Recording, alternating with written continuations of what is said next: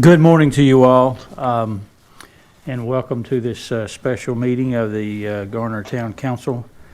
I apologize for us getting started a little late. I'll accept the blame for that. We did have some nice breakfast biscuits that we were enjoying, so I think we enjoyed them a little too long. It is good to see you all here this morning, and as I said, this will be a special meeting, so the usual protocol, some of those we will not go into at the beginning of our meeting. In just a minute, I will make a comment relating to sort of the procedures as relates to a remote meeting. But first of all, I'm going to call the roll, and I guess I can do that, I believe, since the clerk is not here. So I'll declare myself present, and Mr. Dellinger, who is with us remotely, I believe. Are you there, sir? I'm here. Thank you. Mr. Vance? Here. Ms. Behringer? Here. Mr. Singleton? Here. And Mr. Matthews? Here. And I want to thank you, council members, for your diligence in being present this morning for this special meeting. So thank you very much. Since Mr. Dellinger is participating virtually, the meeting will be conducted as a remote meeting pursuant to state law. And so whenever Mr. Dellinger cannot be seen on the screen, he will identify himself by name prior to asking questions or participating in deliberations or making motions or proposing amendments and those kinds of things. I doubt we'll take any votes today, but if we do, all votes that we take will be conducted by a roll call. Mr. Attorney, is there anything else I should incorporate in that statement? Does that cover it? No, just that this meeting is being streamed Facebook Live in accordance with state law. Okay, thank you very much. So with that being said, council, the next item of business is the adoption of the agenda, which you should have in front of you or on your computer. I'll entertain a motion to that effect. So moved. Okay, motion made and properly seconded. All in favor, please say aye. Aye. Aye. Okay. And Mr. Dellinger, I believe you voted aye. Is that right, sir? He may be muted. I'm not sure.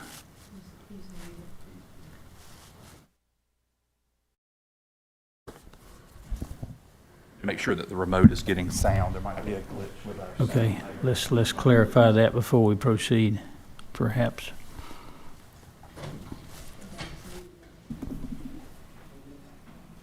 Mr. Dellinger, if you can hear me, we were going to ask you to unmute so you could vote on the approval of the agenda.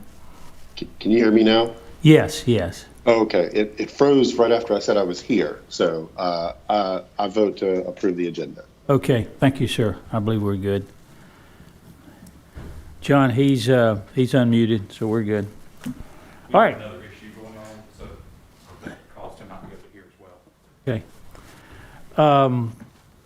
So we will move to item C, and Mr. Manager, or I guess those presenting, or I don't know if you will tell us in advance, there are some folks, both staff and otherwise, maybe who are participating virtually today. Am I right on that? That is correct. We have a number of Parks and Rec staff here and other staff, planning department, inspections, other chief pool from fire department. So a number of staff just interested in what's going on with this project. And I am, when at the appropriate time, you can turn it over to Parks and Rec Cultural Resources Director, Maria Munoz Blanco, and she will introduce our consultant and presenter for the day. Okay, thank you, sir. And I think we're probably ready to do that at this point in time. So unless there's any preliminary information prior to item C on the agenda, I will move to that. And introduce our Parks and Rec Director for further introductions. Thank you, ma'am. It's good to see you. Good morning, Mayor, council members. Good morning. We're delighted to be here this morning to bring you the next sort of stage or step, I should say, of the two very exciting projects that we're undertaking at Meadowbrook and Yergin. These are transformative projects for the Park Department, and we're certainly looking forward to bringing them online in a few years because I think they're just amazing. So we've been very, very happy to be working with McAdams. We have a great project manager that listens to just about everything that we request and is able to deliver it. So with that, I'm going to pass it on to Shweta Nanikar, who is an amazing landscape architect and who's been leading this project on behalf of McAdams. Shweta? Thank you very much. Thank you, Maria. And good morning to you as well. Good morning, everybody. Good morning, Mr. Mayor. Glad to be here, and thank you, Maria, for your kind words. Let me get the PowerPoint up here.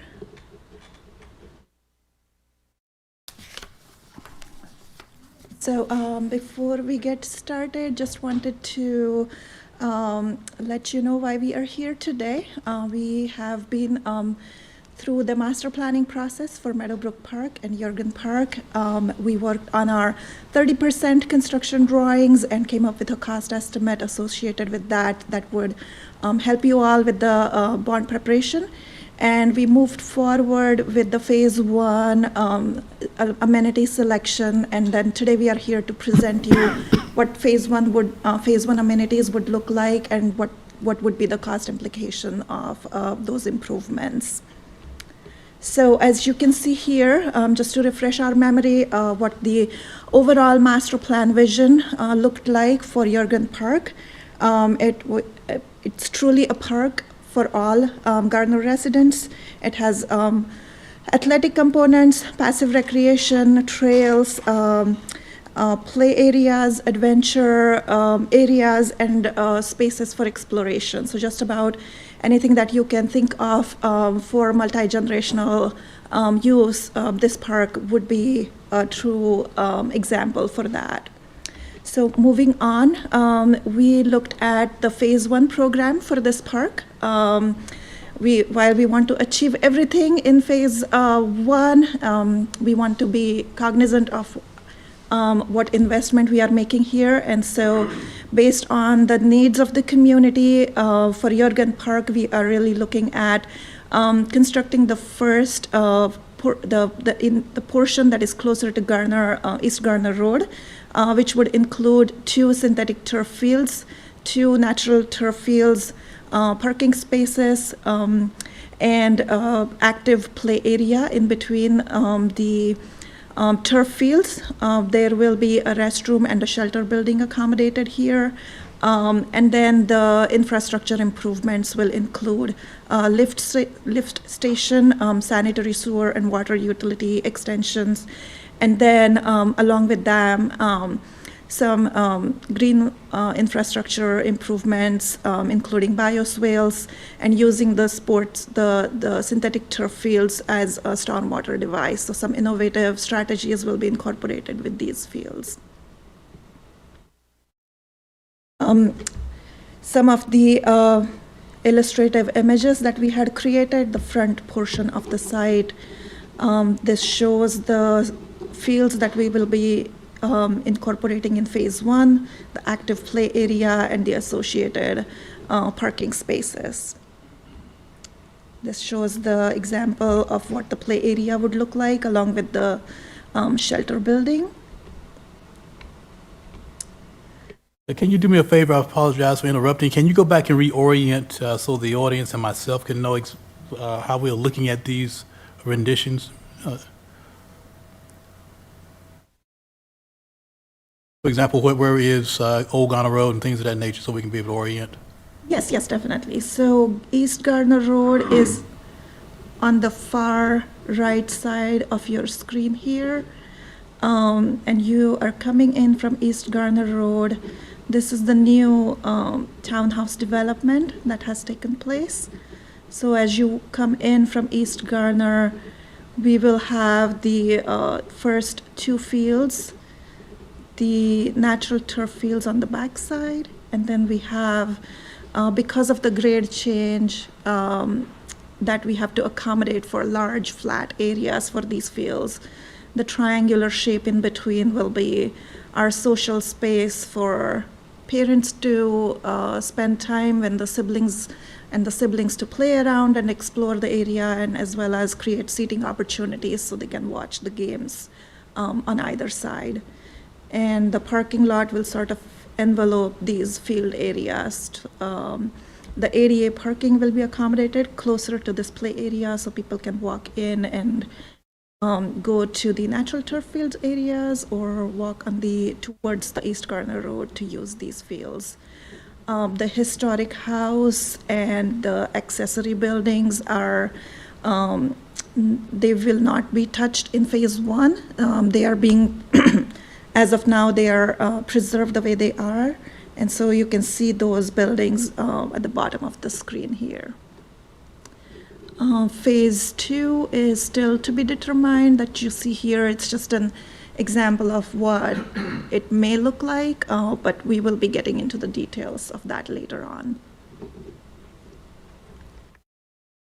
This sort of shows what that intermediate area will look like. We have to accommodate larger grade changes here, so you can see the large canopy here for a large picnic shelter on one side, a restroom building on the other side. You will be walking in, so East Garner Road is on the other side. You'll be coming in from here and then walking through this canopy into this space. And then you can use the sidewalk to get to these lower fields, or on the upper side we'll have these synthetic turf fields on the top. And then you have seating areas here as you walk into the picnic shelter, and some open-ended play areas, and a play structure will be also accommodated here. And this sloping lawn will be available for people to just lay their blanket and use it as passive recreation space, take a book while the kids are playing, just open for all passive activities. You can also see a large plaza area on the top here, where we can also accommodate some seating areas, picnic tables, etc., for people to gather around while the kids are playing. This is just another rendition of that play area. And we will be getting into the details of these. These are just placeholder examples of what it may look like. So as we get into the details of the design, materiality will be selected, play structures will be selected, how this space will look and feel like with vegetation and hardscape elements. We will be looking at that in greater detail as we move forward. That observation deck, is that going to be talk about that a little bit? Yeah, what is all of that, other than, is building, you can go in, or what is that? Right now, you won't be able to go in. The way it's just accommodating the slope grade with the retaining walls. It's not as tall as sometimes it seems like from the image. You won't be able to go inside to construct some kind of utility building or something like that. But you can definitely use it as a social area. It's for seating and people to just hang out when the kids are playing up on the fields. Shweta, could you go back to the overall layout and show where that is, and that might help, or the first image, the next image you had, that just may help with the question Mr. Matthews had.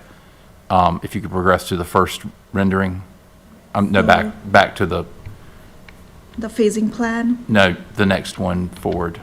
Oh, yeah. Right, there. So You may want to point it out the area you're talking about there, just so you can sort of see how that's really just the grade change between the upper field and the lower field. And then that other rendering, it makes it look more like a structure than actually a transition of the grade. Right, yeah. Okay, thank you. And the restrooms are at the shelter, or the restrooms are underneath this deck area? The shelter and the restroom building is right over here. The restrooms are there, not under the shelter area?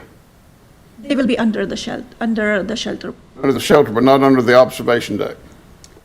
Correct, yeah, not under the observation Okay. deck, yeah. Like, There's nothing, that's not hollow. That's just earth. That's it, yeah. just making sure.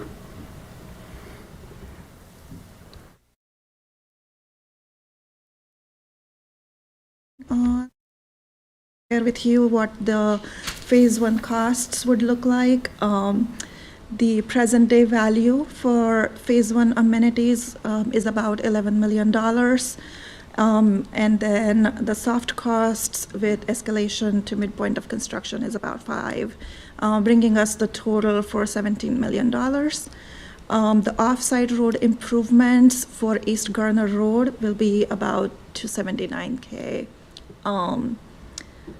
So the East Garner Road improvements will include a turn lane and some of the lane improvements on this road that we will have to accommodate as people start to come in and use this park. So we'll have a left turn coming in, a lane going out, and then we'll have to accommodate bike lanes and the standard for road for what Garner has accommodated on the western side towards the townhome development. So apparently then we're not doing the improvements on the road to and through the end of this property. We're just doing it required for phase one. We're not widening the road all the way down to the end of this property, at least right now.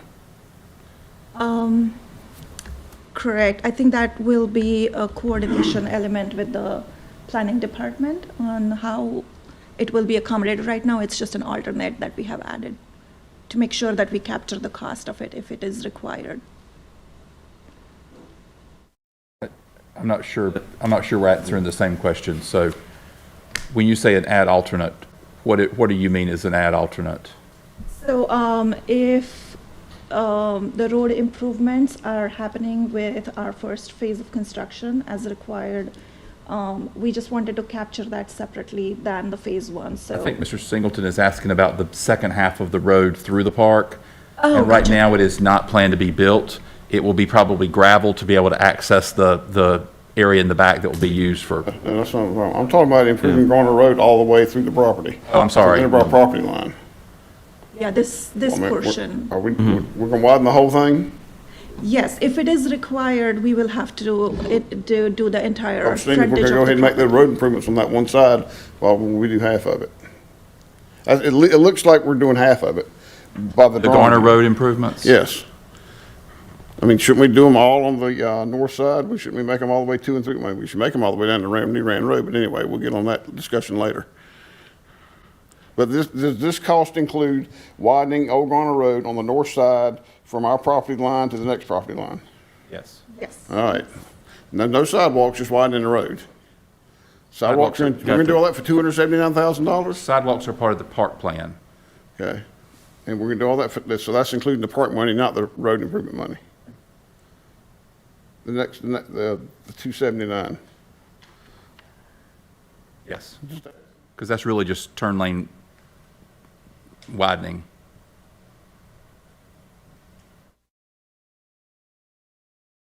I mean, more than that, the townhomes did more than that. Well, it's adding that additional lane that would Yes. then, in the future, become part of the overall cross-section of the road. But Garner Road will be widened it's supposed to be for long-term for a three-lane road, correct? So we're gonna put one whole lane down the whole front of the town property. All right, plus the turn lane. Right, so when we say 3-lane road, the cost to 279 includes half of the portion all. The town property, okay. All right, that's what I was trying to get to. Very good.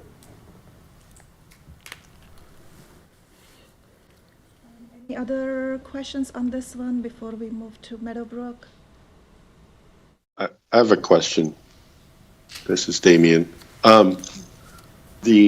Looking at the map, are all of those water and sewer infrastructure extensions part of phase one? They appear to be.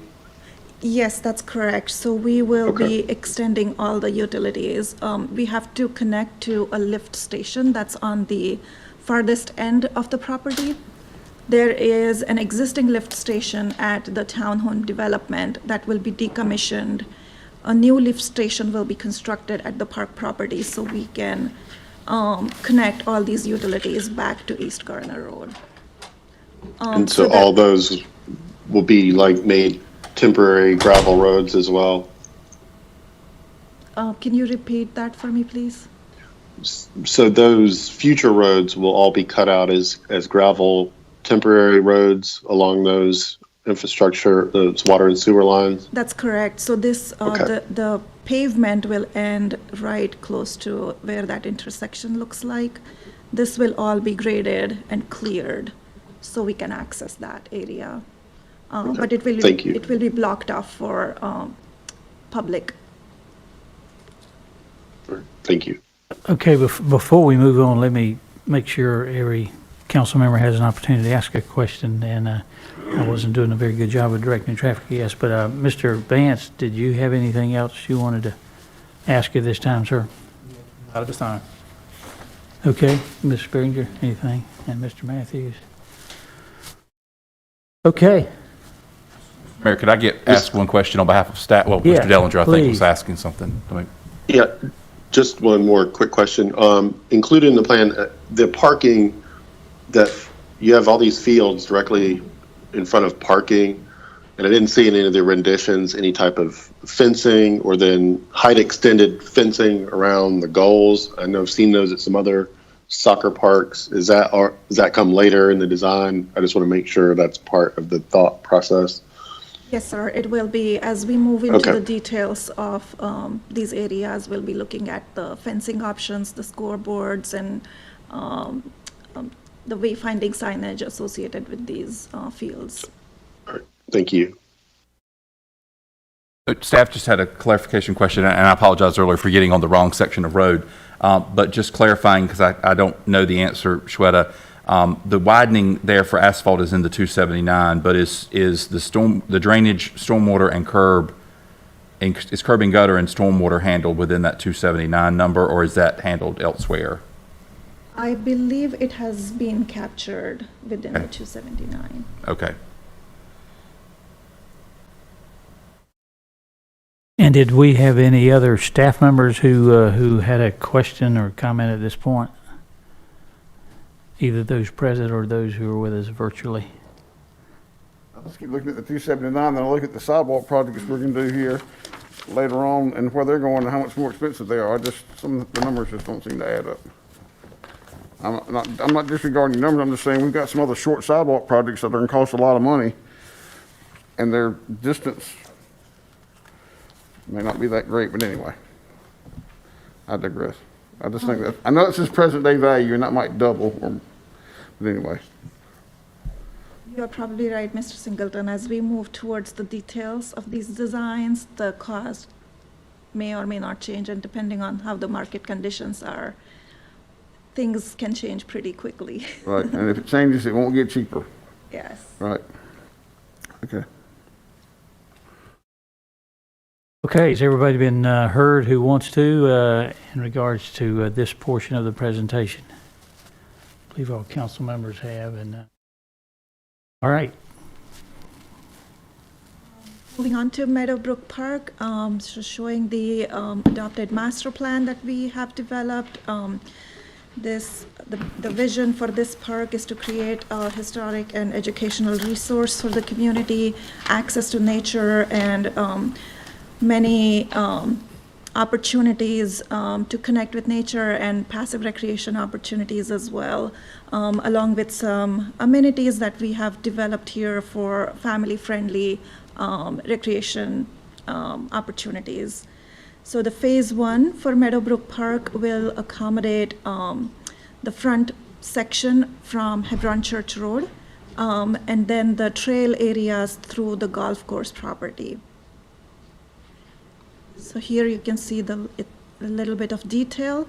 We are planning to include the 6 tennis courts, parking area, access from Hebron Church Road, the event lawn area, and then hard surface trails through the park, additional trailhead parking within the golf course area, and then the connection to the clubhouse area, which will not be part of the phase one as of now.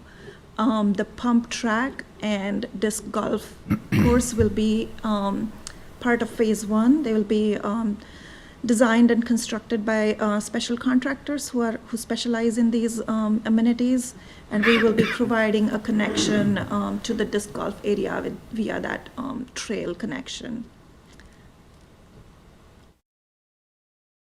So this image shows how phase one will look like, with some enhancement, landscape enhancement, vegetation, and hard surface trails through the park.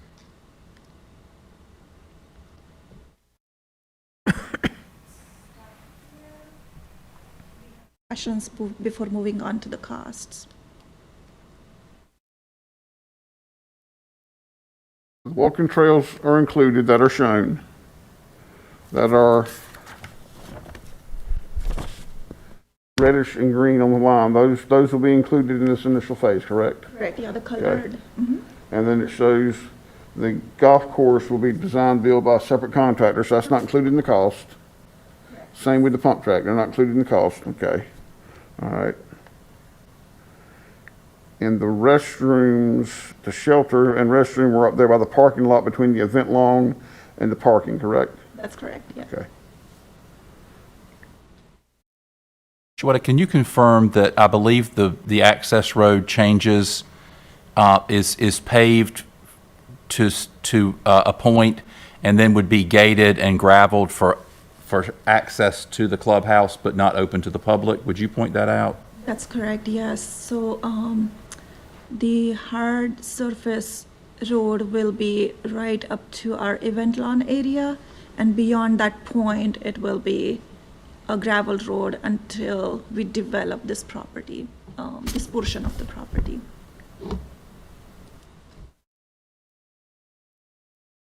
Couple questions, Mr. Mayor. The tennis courts, will they also be usable for pickleball, or are they going to be tennis only? We can make them overlay with pickleball play, yes. Just wonder if we should state that up front, so when we build them, there's no confusion that they were for both. Correct, yes, yes. So one tennis court can accommodate 2 pickleball. Okay. So if we have 6 tennis, we are accommodating 12, essentially, pickleball courts. And then the other question was, these areas to be constructed by others, have we had those discussions, or is that something that's yet to be had with outside entities to do that? We have not had those discussions yet, but we have worked with people previously who specialize in those, so we can get into those details as we move forward. Okay, thank you.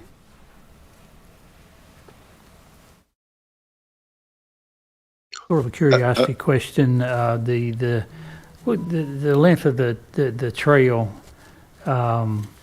essentially half mile, less than that, or what would you say? It will be about half a mile trail. Okay, all right. I'm sorry, somebody else had a question? Yeah, John. Yeah, Go ahead, Mr. Dallinger.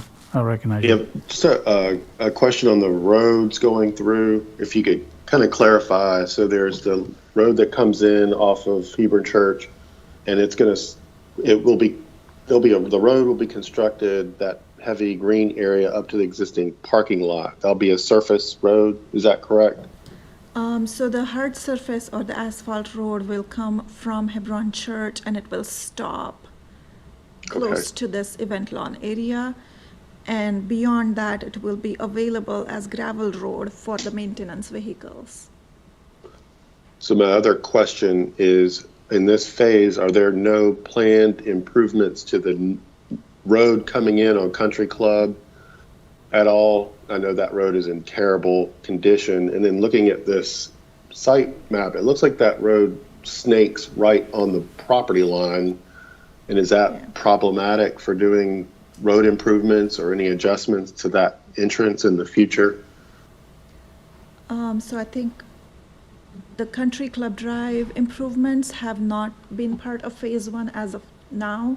It is, as we understand it, it is a private road, and maybe Rodney or John can maybe elaborate a little bit more on Yeah, that component. Yeah, Country Club is a private road. I guess basically the cost of improving that would bear on the owners, all of the owners of the road that live or have property along the road. I guess since the Phase 1 activity, the entrance to the Phase 1 activities would not be coming from Country Club, that's one reason it's not included in the first phase, because Hebron is going to be the main entrance and the primary entrance for the first phase, and maybe even as we go further on. But we could do any improvements we need to on the part that's on our property. And last time I drove out there, it was in terrible condition. It is. It's very bad. Yeah. And I guess my question is, do we need to go ahead and do any improvements there? And then even if we don't, is there any, are we going to need to realign that road? As it, like I said, it seems to sit and maybe even encroach slightly on the adjacent properties there. Do we know if there's an encroachment there at all? You mean the existing Country Club or the new? The existing. So I'm looking at the road, and it looks like it goes right up to the property line, and maybe even cross over. I mean, it's probably not 100% accurate, but I would imagine doing any improvements to that entrance are going to have maybe constrained by the property line there. But I don't know. I just know that road is in really horrible condition, and there's some use coming in and out of there, the clubhouse for other groups, and just wanted to put that out there because eventually it's going to get so bad it's going to need to get repaired anyway. I don't know how many people have been out there, huge potholes, like massive potholes. Yeah, I see what you're saying. I was thinking more of Country Club all the way out to White Oak, but you mean basically our long driveway. Yes. Which is in really bad condition, and and as you go along, we don't own all of the property on the other side of the pond there, but yeah, it is something we will probably need to look at. Okay. Rodney, I do think that while we are going to need to address it, we would not use that entrance because nothing on the north end of the park would be improved to be able to be used by the public. So we probably want to have a discussion about when to make those improvements, but also when and how to return that gate there to prevent access into that end, because if people come in that end, they will be coming to an unimproved area and one that we're probably going to be limited access to while we're doing additional work. So we want to get all the traffic coming in off Hebron Church to access everything that's in Phase 1. Currently, So the clubhouse is not in use currently. So you're thinking preliminarily is to have that closed off. I mean, if we're going to close that side off, we need to kind of include whatever those costs are. If there's a gate or some other stuff that's going to happen on that end, should probably be included in the cost of shutting that down.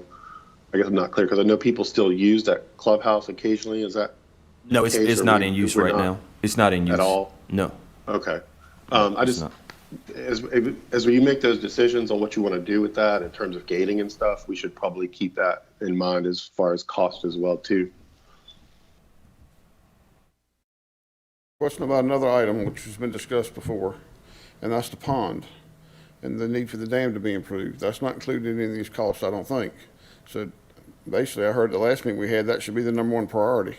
Am I incorrect on that or correct? Or can somebody update us that the dam's got to be repaired, period? Yes. Unless we're going to drain it and not make it a pond. That's the other option. We could just drain the water out of it, not make it a pond. I guess we'll have to know like how much of a contributing factor it is to the property. I think Shweta's going to address that later in the presentation, if that would be okay, Mr. That's fine. Singleton. All right, just want to make sure that we don't miss that one. Okay, anybody else have questions as it relates to the roadway? We understand that the Hebron Church will be the main entrance, and the old road will be in essence closed off. We don't expect any entry. Let me put a clarification on that. What I should have said is we'll have the paved pathway close up to the event center, but then the gravel drive will extend to that small parking lot that's in the middle of the property. And then beyond that, it will be blocked off for the public. Everybody clear on that? I guess, yeah. All right, thank you. So the phase 1 costs for Meadowbrook Park, the present day value is $4.5 million, and then soft costs will be about 2.4, bringing our total to about $7 million. And then the offsite road improvements to Hebron Church Road, total is about $119,000 for.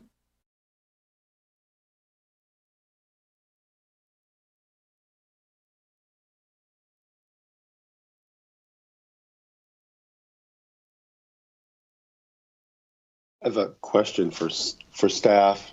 As part of our budget planning 5 years out, are we calculating out the operational costs for these 2 phases as well?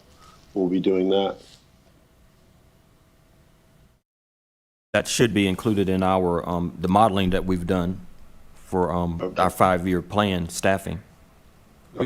We would need to revisit it now that we have a phasing approach, because the phasing wasn't done when we did the initial cost estimates. So there'll need to be a realignment of those projections that were made. And they were also made earlier on, before we had some of the more detailed information that we have now. Maria and some of her staff have pointed out things that may not have been considered in those initial the initial cost estimates that were done. So we will need to go back and look at those and make sure they're aligned, they're updated and aligned with the phasing. And all that'll be done as we start budgeting for next year. Yes, sir. It will actually be impacts probably for more than next year's budget. It will go further out than next year's budget, but we'll do it as part of the process. All right, thanks. Any other questions on that issue? Anybody? Okay. So here are some of the considerations that we will have to think about and make some decisions on before we move on to our 60% construction drawing set. The first one is Jurgen Park Access Road. Currently, this one is being considered as the minor collector road. At our last meeting, when we discussed this option, we considered the possibility of classifying this as internal road instead of a minor collector. There is some constraints from the UDO and the requirements from the town about changing the UDO or amendment so that this road can be classified internal to the park instead of a minor collector. So we just wanted to bring that up here so we can consider it in our designs, what the classification of that road would look like. So we can probably take a pause there before we move on to the other topics. Mr. Triesenberg was not a part of that conversation last time that council had about the desire to change that from being a collector street. So he's on today, and we wanted to make sure that he had an opportunity to walk us through all the considerations and then steps we'd have to take if we were to deviate from what was on the original transportation plan. So if council doesn't have any questions before that, we could call on him at whenever that's appropriate, Mayor. I would think perhaps up front, and we'll still have opportunity for questions for council members unless anybody has a preliminary one. Mr. Triesenberg, are you available and ready, sir? I am. Can you hear me okay? Yeah, I'm hearing you okay. Everybody? Yeah. Okay. And I'm just going to share my screen for some... Oops. I did the wrong thing.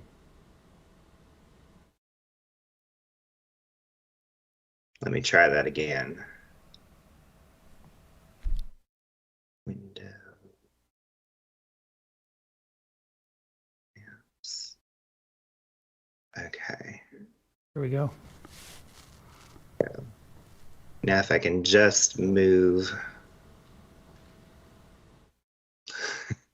the Teams bar. They keep changing this on us. There we go. Yes, so just to give a little bit of background that I think there may be some confusion on. Back when the comprehensive plan and the transportation plan were produced, that preceded, any final knowledge of the Jurgen property being conveyed to the town and being a park. So this area, as you can see here is the park property. This was all coded as medium density residential. We lost you, Jeff. We lost the video. You lost the video. Hang on, Jeff. I think it's a problem here and not on your end, possibly. Okay.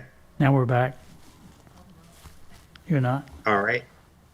Yep. So you're seeing the comprehensive plan map? Yes, we are.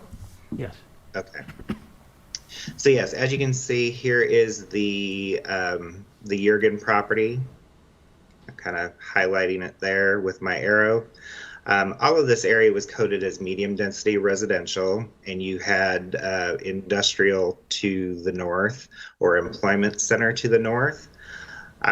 So a fairly intense area that could be resulting in a lot of trips. You have Creech Road and Jones Sausage Road, which are about a mile apart. And in a general rule of thumb that we learned in planning, particularly related to transportation, is that if you have a perfect grid network, which hardly anybody does unless you live out in the Midwest where it's flat and they deeded the land in mile sections, is that you would have a thoroughfare or a fairly high order collector every mile, and then a minor collector intervening every half a mile. So when we were going through the transportation plan and looking at the land use for this area, it made sense then to have a collector somewhere in this area that would then intersect another east-west minor thoroughfare to the north. So looking over to the transportation plan, again, we were trying to emphasize connectivity and then aligning where that would be. So we run into, changes as things happen over time. This is occurring in a few other parts of town where we're working with applicants to do, as we do additional planning, and things become more known, how do we shift this and how do we make it work and still accommodate? So one of the things that we've talked about with the team for the park property, recognizing that we kind of have this road internal to the park now, what could that shift of that collector look like? We still have these Buffalo family properties here to the west, which are still coded as that medium density residential.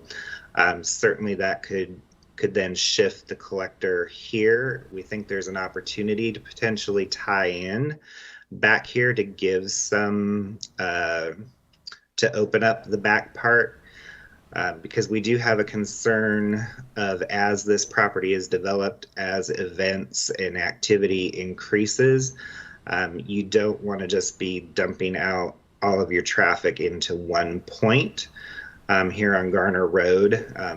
And the hope would be is that eventually you would have another outlet here to the north and could bring people to a different turning spot on Garner Road as well. And then I just kind of sketched in, some possible other future very indirect connections that could further take some of the pressure off of the Creech Garner intersection as well as the Jones Sausage Garner intersection by at least allowing some internal trips here not to have to go to those two locations. So this is something that, again, it is part of the comprehensive plan as we adopt and develop plans for this. For the Jurgen property, we can just, I think the cleanest way to do it would just be to kind of like we do with the land use map, is as we adopt and approve plans, then it just kind of automatically, as long as we discuss it and disclose it, that we're just doing an kind of an automatic adjustment to the transportation plan to realign that collector further to the west based on the known land uses that we are going to be having here, and most important being that this is now going to be a park, and there's a desire to keep this a little less intense, slower, and park friendly.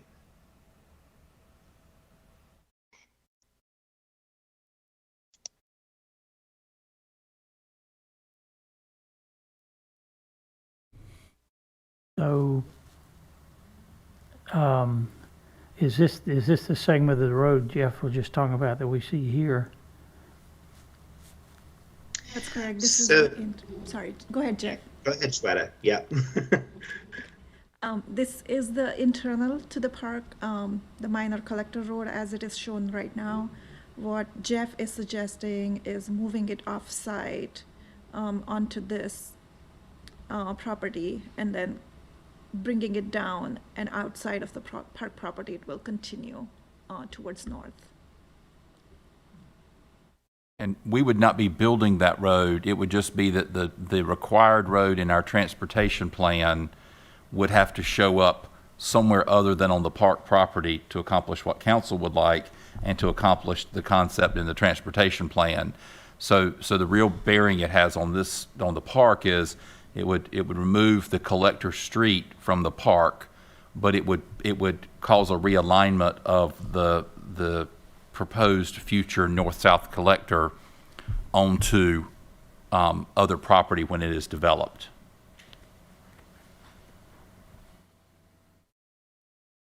Okay. Any questions from council in regards to what we've heard so far?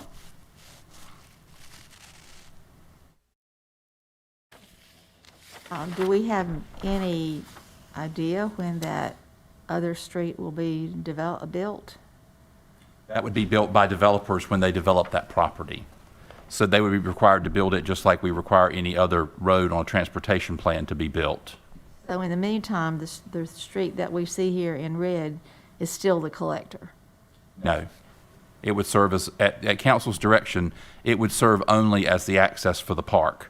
So it would be basically like the long driveway into Lake Benson. It would go to the back and end and come back out. So that's probably the closest example, that we have of that. And it would. Who owns that adjacent property? Is that the Buffalo property? It's owned by several heirs, but I think some of them from Buffalo properties. Several folks have contacted us recently about looking for redevelopment opportunities on that property. Okay. So I can't say that would come to fruition, but the change would be for anyone who's looking at developing that, they would now have a required road that they would have to build. When they were looking at this previously, they were thinking the road that was going to be built in the park would be the required road and they'd be connecting to it. So it would change things and push that requirement on to someone else. And if I may, I think the only real implication there is that then if that is the future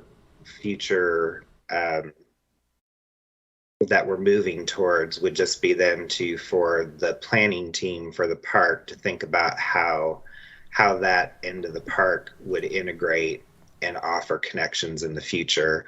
Because again, I do think you do want to leave yourself open the opportunity to have an outlet, an entrance off of that facility to better disperse traffic from these larger events that will be occurring. As I understand it, the desire would be to have those on a more regular basis. So that would be my only advice that we've kind of talked with the planning team for the park property. Yeah, that's correct, Jeff. Right now, we have shown this access road here that will be outletting from the park. And then once if we have that realignment finalized, we can also consider connectivity on the farther end of the property to have another spur that would connect to the minor collector. And that would also help us with the programming that we plan to do in phase 2, to have that direct outlet from this portion of the park outside of the park property. Do we consider the potential that once that is done, there are those that might consider this just a shortcut or a throughway through the park, and with everything we got going on in there, once it's completed, the safety side of it would be a concern if people just said, we'll just cut through there to get rid of that. And that's just a thought, toss out there. You know, how would we control that if that happened? You know, We can control that road with speed bumps and raised sidewalks and so forth. I think you have an equally challenging safety issue by not connecting it in the long run. If you're going to have the traffic of a championship field in the back, think about, it's not quite the same, but thinking about having something like July 4th, half the size of July 4th every weekend, and what that would mean to Buffalo Road, and the drive coming out of Lake Benson if you did a July 4th light every weekend of the year.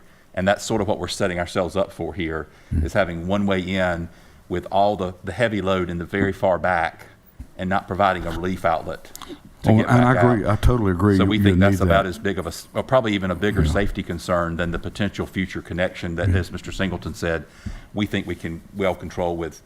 Right, okay.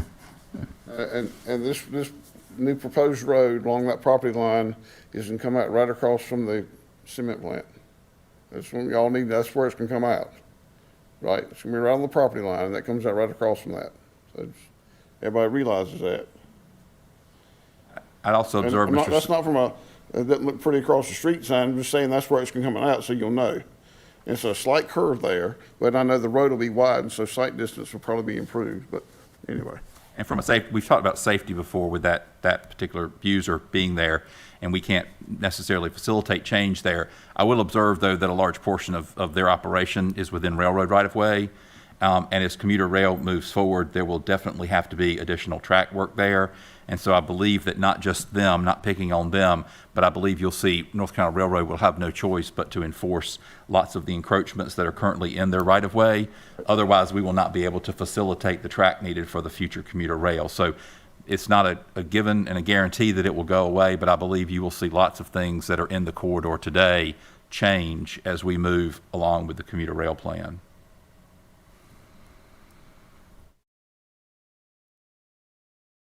Jeff, are there any other considerations that council needs to be aware of as they, or any action that they would need to take for us to formalize what staff would need to do to be able to make that shift in your transportation plan?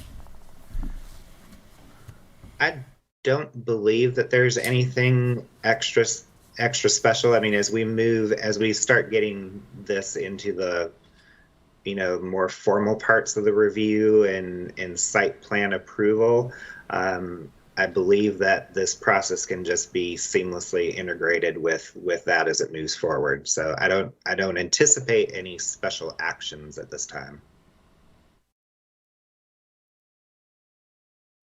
Okay, anything else? Anything else from council? One question. It says on this considerations for 60% design, and the cricket field is in green. So obviously we hadn't talked about that. Is that something that I'm just assuming that's going to be on 60%? That's item 2. As soon as everyone's done with the park, I think Shweta's going to move to item 2 of her colored list there. I know the green dot was there for a reason. Yes. Okay. So the item 2 on our agenda was the Jurgen Park cricket field. I know there has been some discussions about the event lawn space being also used as a cricket field and regular cricket games. And we just wanted to bring it up if that is still the plan, and how we will be moving forward with that, and because it will have implications on our utility connections, specifically with the lift station and capacity. So just wanted to bring it up and see where we are, and if that's still the consideration we'll be thinking about in phase 2. Okay, so council, I'm recalling that in some other meetings we've had, and one of those in particular with folks who are very interested in cricket and cricket fields is, do I understand correctly that it's sort of an either or, that if you have a cricket field, it's not going to lend itself very well for general recreational use, essentially because of is it the pitch that's in the middle?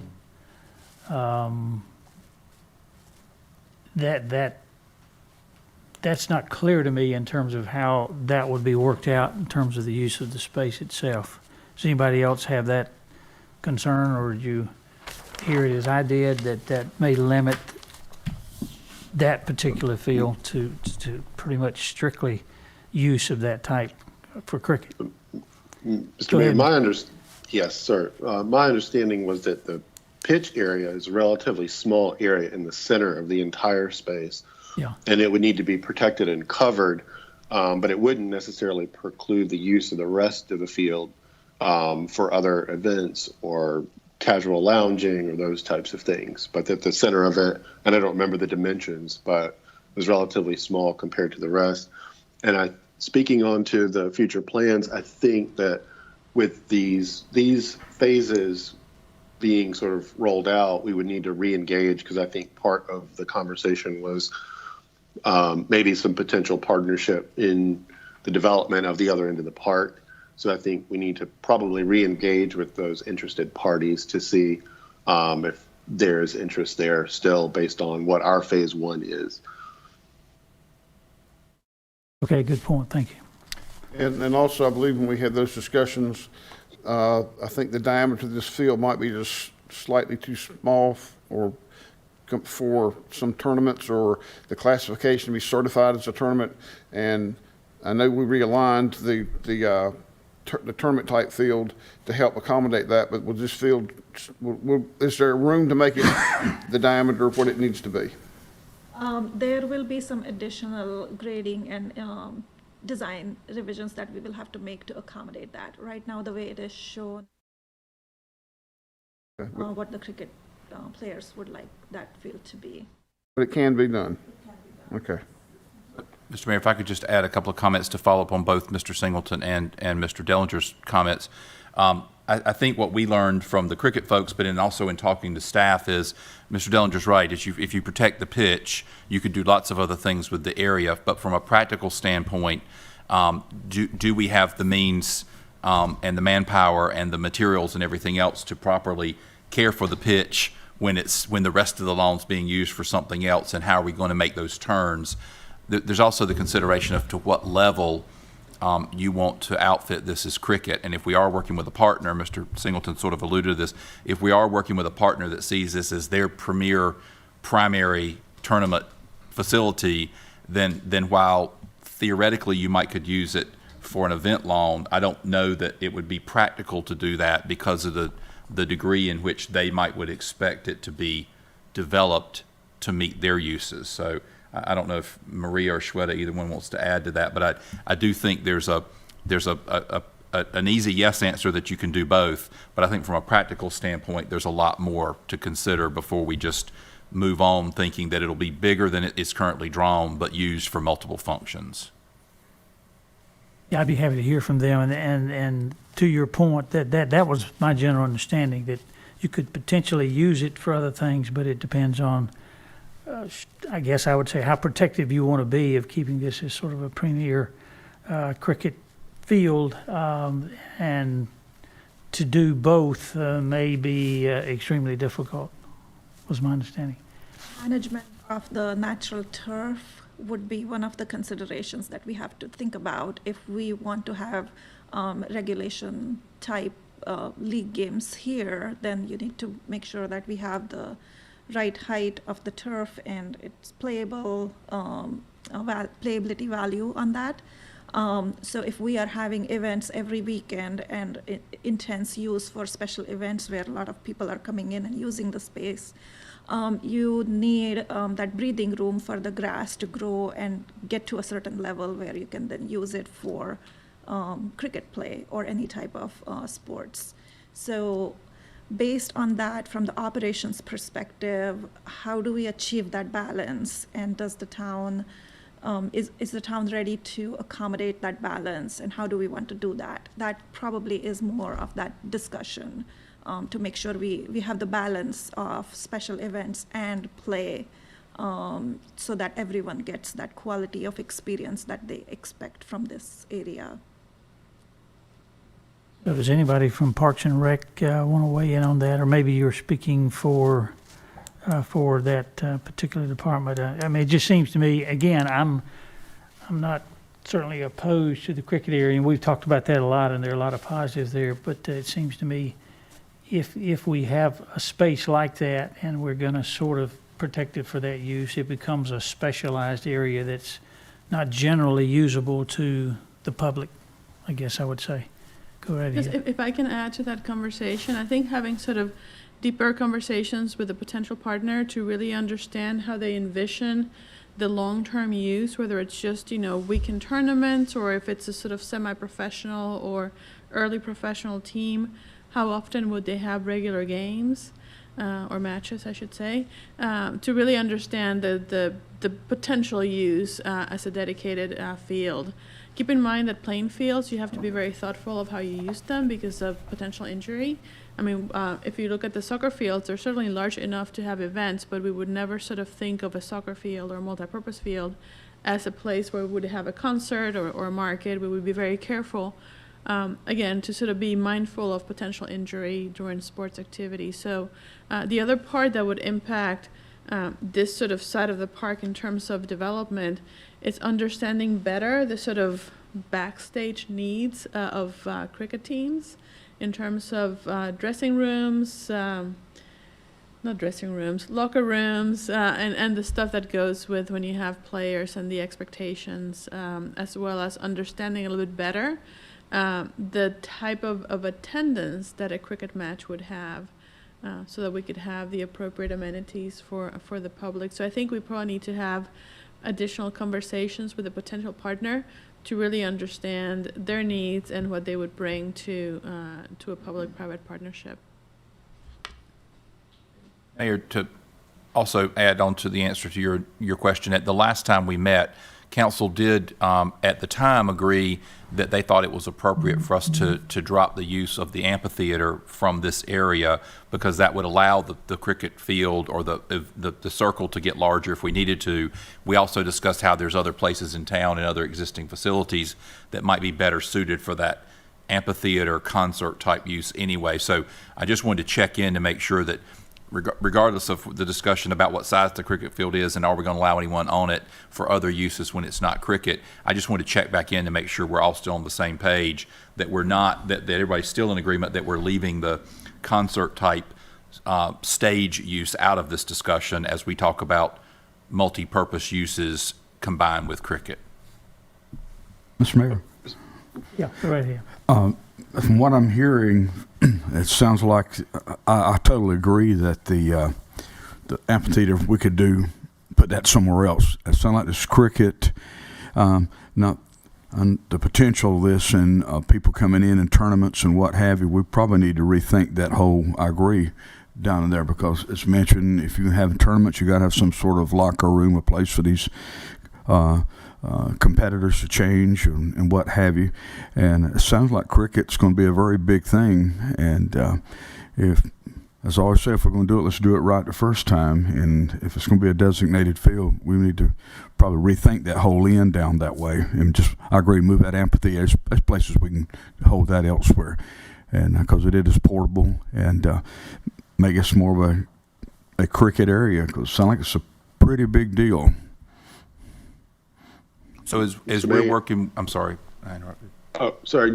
I wanted to agree with everything that said. I think that the development of the first phases is solid, and looking forward to the development of the rest of the park is kind of where we're at. And I think re-engaging for the next phase and hopefully something like this would accelerate that. If it works out, that'd be great. And if it doesn't, well, it doesn't. But I think we're at a good point of re-engaging now that we have our phase ones pretty nailed down. So I think that helped answer my question, Mr. Dellinger. I was going to just confirm with council that they do want us to work into the timeline that we're going to start developing with McAdams for moving forward with 60% design. I think what I'm hearing is we should work in the appropriate amount of time to re-engage with the Cricket folks and make sure that we're allowing enough time for their input before we and come back and revisit that as we're developing the scope for 60%. Shweta, is that a good way to ask that? Yes, I think that sounds perfect because we want to make sure the phase 1 and phase 2 are seamlessly connected as we move forward. And so moving phase 1 with 60% at the same time, getting details on phase 2 and making sure they all align, that would be the good approach to accommodate that. Mr. Dickerson. Yeah, I went to one of the cricket matches in Morrisville a few months ago just to see. I had never been to one. Didn't know much about the field and the game and that type of thing. But I think before we make too many hard and fast decisions on cricket, that would be worthwhile for the council to go out and see that field, the magnitude of it. It's a big circle. I know I saw the mayor out there of Morrisville, and he said they had some lessons learned. So it'd be worthwhile, I think, for us to talk to Morrisville as a municipality. And their, I guess, their use of the park and how that affects everything else. And one thing I know he said to be careful about is how you place your spectator areas. There's people all along the circle, but you might have one central kind of spectator area and how that's facing and those type of things. So, which, I know the architect would kind of look at those things, but he said there's a few things that they probably would have done different. So it might be worthwhile taking a trip out there. And I don't want to get in the weeds too much, and I'll stop with this probably, but I guess did we have a discussion and satisfied in our minds that, with the soccer fields where they are and the cricket field where it is. These are multi-purpose fields, Mr. Mayor. Excuse me. Multi-purpose. Okay, multi-purpose field, excuse me, Mr. Singleton. But my question is the proximity of those two in terms of having an event on both is not considered to be problematic. There's enough space to get people in there for whatever you're having on the multipurpose fields.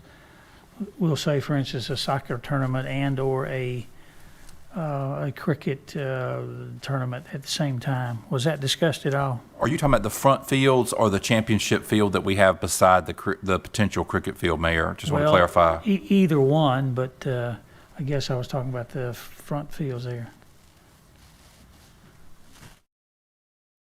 That could be an operational challenge, perhaps. And again, it's really understanding better how the seasons may overlay to figure out how it could be accommodated.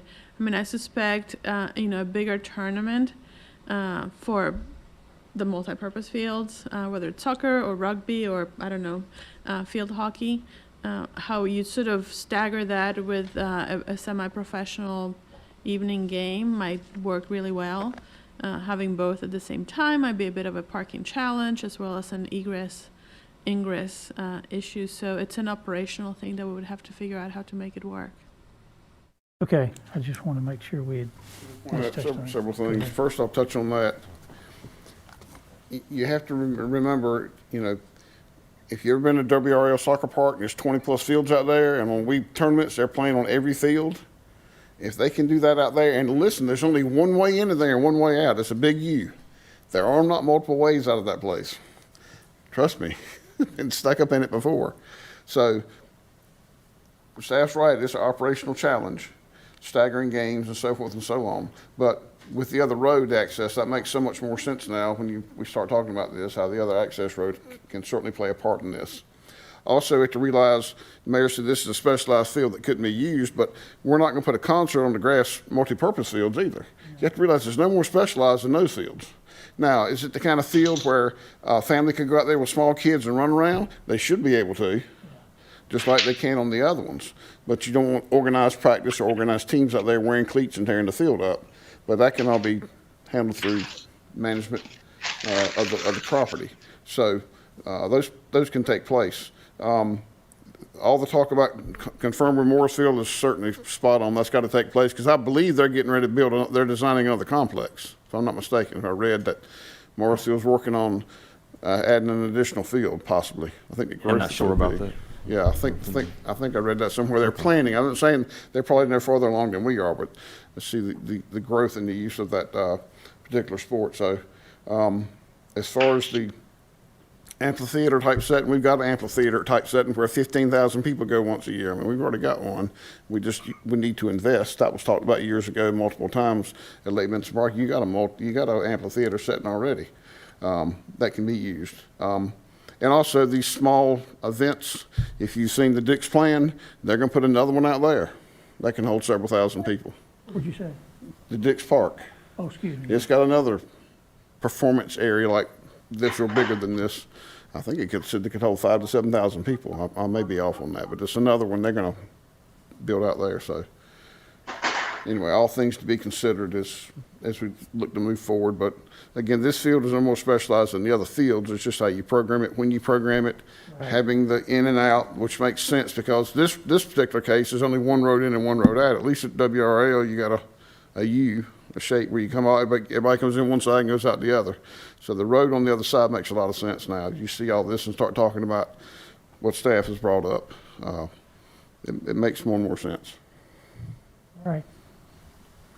Anybody else, question, comments? Yes. When would we organize a visit to the Marshall soccer fields as a group, or should we go individually on our own? And what time frame do we want to schedule this for? I recommend we try to go as a group and, have someone as a tour guide that can speak to, from experience of having the cricket field there. I think that would be the best way to do it. I would agree with somebody that on the as staff. But, Probably coordinate that through Mr. Colley over there, the mayor, or somebody on his staff. Well, I think we could probably coordinate it through our staff. Okay. And certainly tie the elected officials in if we need to, but we probably need to have a staff person who's out there running it and, maintaining it, give us more concrete information. Mr. Dixon, if I could add, I think there's some other places and other types of uses that staff feels like would be important for council and our staff to go visit as we continue the development of these. So while it's probably paramount to do for the cricket, I think there were other examples that some of the park staff brought up of places that we might want to go visit as we're continuing to work out details. So we'll prioritize, in working through the timeline for 60% design, we'll prioritize the cricket discussion, but then staff will likely recommend some additional places that we want to coordinate some visits out into the field to help us further refine some of these decisions, if that's acceptable. Sure, okay. Anything from other park staff people at this time that want to speak to this? Anybody? Okay, what about council members? Can I ask for the question? And looking at this, I'm looking at this one of the Jurgen. I've looked at the key, and obviously I'm missing something. There's a blue line that goes right around down this field, and it stops here. Then this same blue line picks up here and goes back here. And That's sewer. Well, no, the sewer main, force main says FM, and unless that's something different, because if it's sewer, it stops and doesn't go anywhere unless it goes under the road. I was just curious. It's right parallel to Garner Road on the first synthetic field there. There's a blue line. Oh, yeah. That just runs the link to the field. Then you pick it up further down and it goes down through a parking lot. So I know it's not something that's on the surface because it'd be in the middle of the parking lot. So I realize that. Is that a sewer main or something that's tied into that? Oh, that's the storm line. Storm drain. Yeah, Okay. stormwater pickup. Yeah. Okay. So that's all on the ground. Yes. All right. Just curious, since it was on the surface there, what exactly that was. Okay, thank you. Okay, other questions, comments, observations? Okay, good discussion. Go ahead. All right, so moving on to the third item, the Meadowbrook Park Lake and the dam area. During our 30%, we found out that the dam is in a compromised condition at the lake. The lake is a contributing structure to the National Historic Register. So we have provided the town the due diligence scope for what should come next for inspecting the dam. There is a lot of vegetation that has grown on it right now, and the roots are compromising the integrity, the structural integrity of it. And so it will need to be brought up to its dam safety standards. And so for that, the first step is to do some additional due diligence to figure out what exactly is wrong with the dam, so we can figure out what's the next step to rehabilitate that. Is it going to be, what's the cost implication of that going to be? So that scope would also include geotechnical inspections of that dam, so we'll have someone go in there and drill some holes to figure out what's going on underground, what's the condition of the pipe that crosses the dam, those kinds of things, to get better idea of the scope of work for that. From the historic register perspective, because it's a contributing structure, we did have a conversation with State Historic Preservation Office on that. And because it is a safety issue, they are open to the idea of draining it, which would be more cost-effective solution. Maybe we don't know that yet before the due diligence process, but it can be drained and it can be brought to its natural condition where it will go back to a stream flowing condition and some wetland areas that will start to form in that area. From SHPO standpoint, we will have to mitigate that impact by providing some educational signage, public outreach, making people aware that this was once a pond, and start to tell that story to public so they are aware of the history and the importance of this area. The second option is to rehabilitate the dam and keep the lake as it is so it can be used for as a recreational amenity for the park. So we just wanted to bring that up and see what all your thoughts are on that, and where would you like to move forward with with whether we drain the pond and bring it to a natural condition, or rehabilitate the dam and keep the lake. Any costs affixed to that? We don't know that yet. We have to go through that due diligence process. We got the range of costs was pretty wide on the spectrum, from $100,000 to $1 million. So it's really hard to figure it out right now. We need to do more due diligence to find out what can be done in regards to the dam wall, and see what cost it would be, where it is between the 100,000 and the $1 million. We need to find out what that more clearly defined. What it would be, yes, correct. Yeah.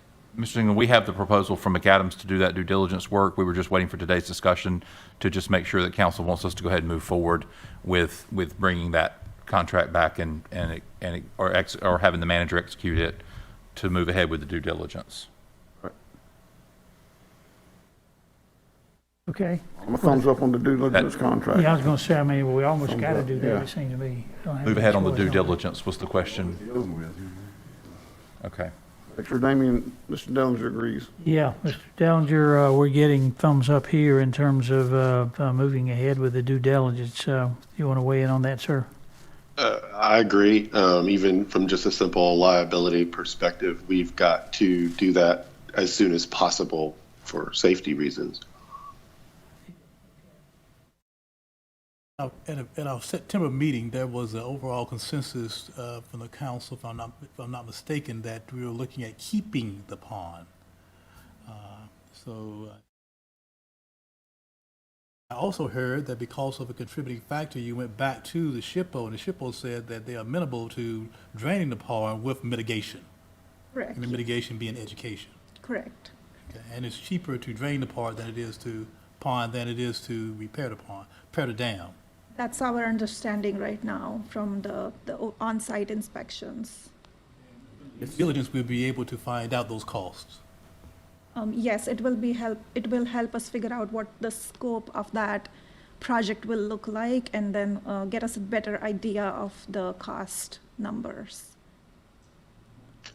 I have I'm a supposing question. the cost, might dictate a little more specific whether we repair the dam or whether we drain the lake. That's just a side comment, but yeah, okay.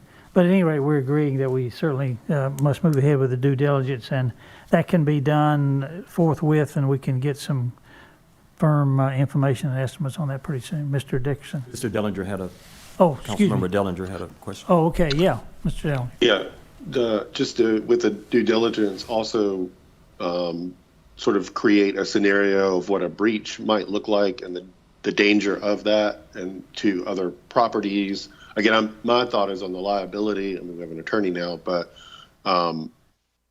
what would be the potential implications if the dam were to breach? Because I guess I'm thinking ahead to a scenario where maybe it may come back that it's imminent and we may need to drain it.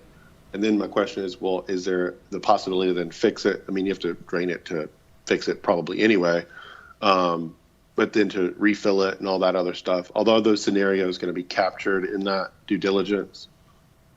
I believe, yes, we will capture different scenarios and what the implication of that would be. Okay. We can accommodate that, yes.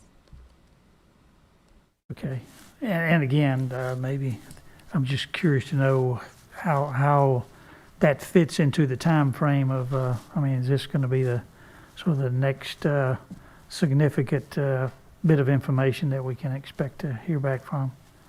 Yes, I will be reaching out to our experts who do the dam rehabilitation work and get the time frame and the schedule from them that we can convey to the team and to you as well. So figure out how that will fit in with our phase 1 improvements.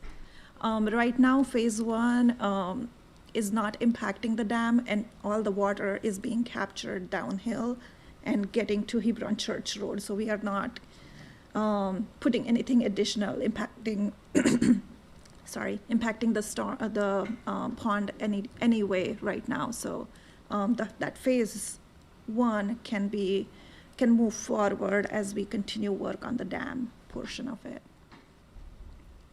Okay, any other questions, comments from council? Okay. Hearing none. All right, great. All right, so the last component, this was just a note here about finding future public-private opportunities. The yellow dot that you see on the plan, that is the existing historic clubhouse building at Meadowbrook Park. There are several grant opportunities or possible private funding opportunities that the town staff is interested in to leverage for renovation of that portion of the project. So we just wanted to note that here and make the council aware of that. There are some side conversations that we will be working with staff on finding those grant opportunities. Maria, did you have anything else to add to it? And not just for the clubhouse. I think there are funding opportunities that will be coming down the pike with all the federal money that is sort of being kind of marshaled through for infrastructure that would include at some point some of the park components. So we're again being very in tune with future grant opportunities, and we'll just bring those to you. Obviously, if they're non-matching grants, that's great. But there are times that there are matching grants, and then we'll be able to leverage the bond funds as match. So we'll just keep you in the loop. And again, wanted to also get a sense from you if this is something that you're comfortable with, that we go out and seek additional resources for the parks. Okay, you want to answer the last part first? Basically, the assent to, searching out what's available out there, right? So the existing clubhouse has well water and a septic system, right? Yes. So any upgrades may require water and sewer. We don't know. There were issues there with the septic system. Had there not been, or were there? I can't remember. We repaired it. Been repaired. Yes, the town repaired this septic system shortly after we purchased it. Okay.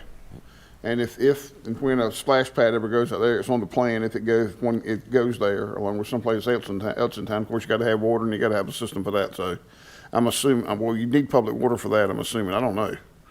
I'm assuming you would. But anyway, I'm getting way ahead. We're talking about the clubhouse. I just want to make sure the clubhouse is on well water and septic currently. Correct. Okay. And I think it probably goes without saying that we assume that it's okay for staff to be looking for these unique funding opportunities. What we want to just make sure you're aware of is sometimes if we happen to hit a cycle that it's a good time for us for this project to score well or get funding. If there is any matching to it, we would have to come to council and say, we had not planned this in the current phase, but the funding is there. And so we would need to go ahead and commit to doing it. So not as quite as simple of just asking, is it okay for me to looking at these funding opportunities, but just to make sure you're aware that should the right thing strike at the right time, we might be coming to you to ask you to move forward on something a little bit out of cycle while we can take advantage of the funding. And we assume that that's okay, but we just want to say that out loud to you to make sure that we've expressed that it could cause us to change when we're doing something like the clubhouse might have to happen at a different timing because there's funding that particular cycle or that particular year. Okay. Any comments, Council? Go ahead. Question relating to the funding. I know that the last meeting, we also talked about the possibility of exploring CARES Act funding for the potential repair of the dam. During that period, this may be a little bit out of scope here for the discussion, but is that something we will consider also if the CARES Act funds are available to look at possibly preparing the bridge while we have the funding available to take care of that out of the phasing process? It's part of phase 2. Yeah, I believe maybe you're referring to the ARP funds, the American Rescue Plan funds. They're kind of similar but different, some different criteria. Well, some of the rules have just been finalized for some of those funds, so we'll be coming back to you shortly to talk about how we use those. We gave you a list, and so now it's going to be, pretty soon try to shorten that list and figure out what we're going to do.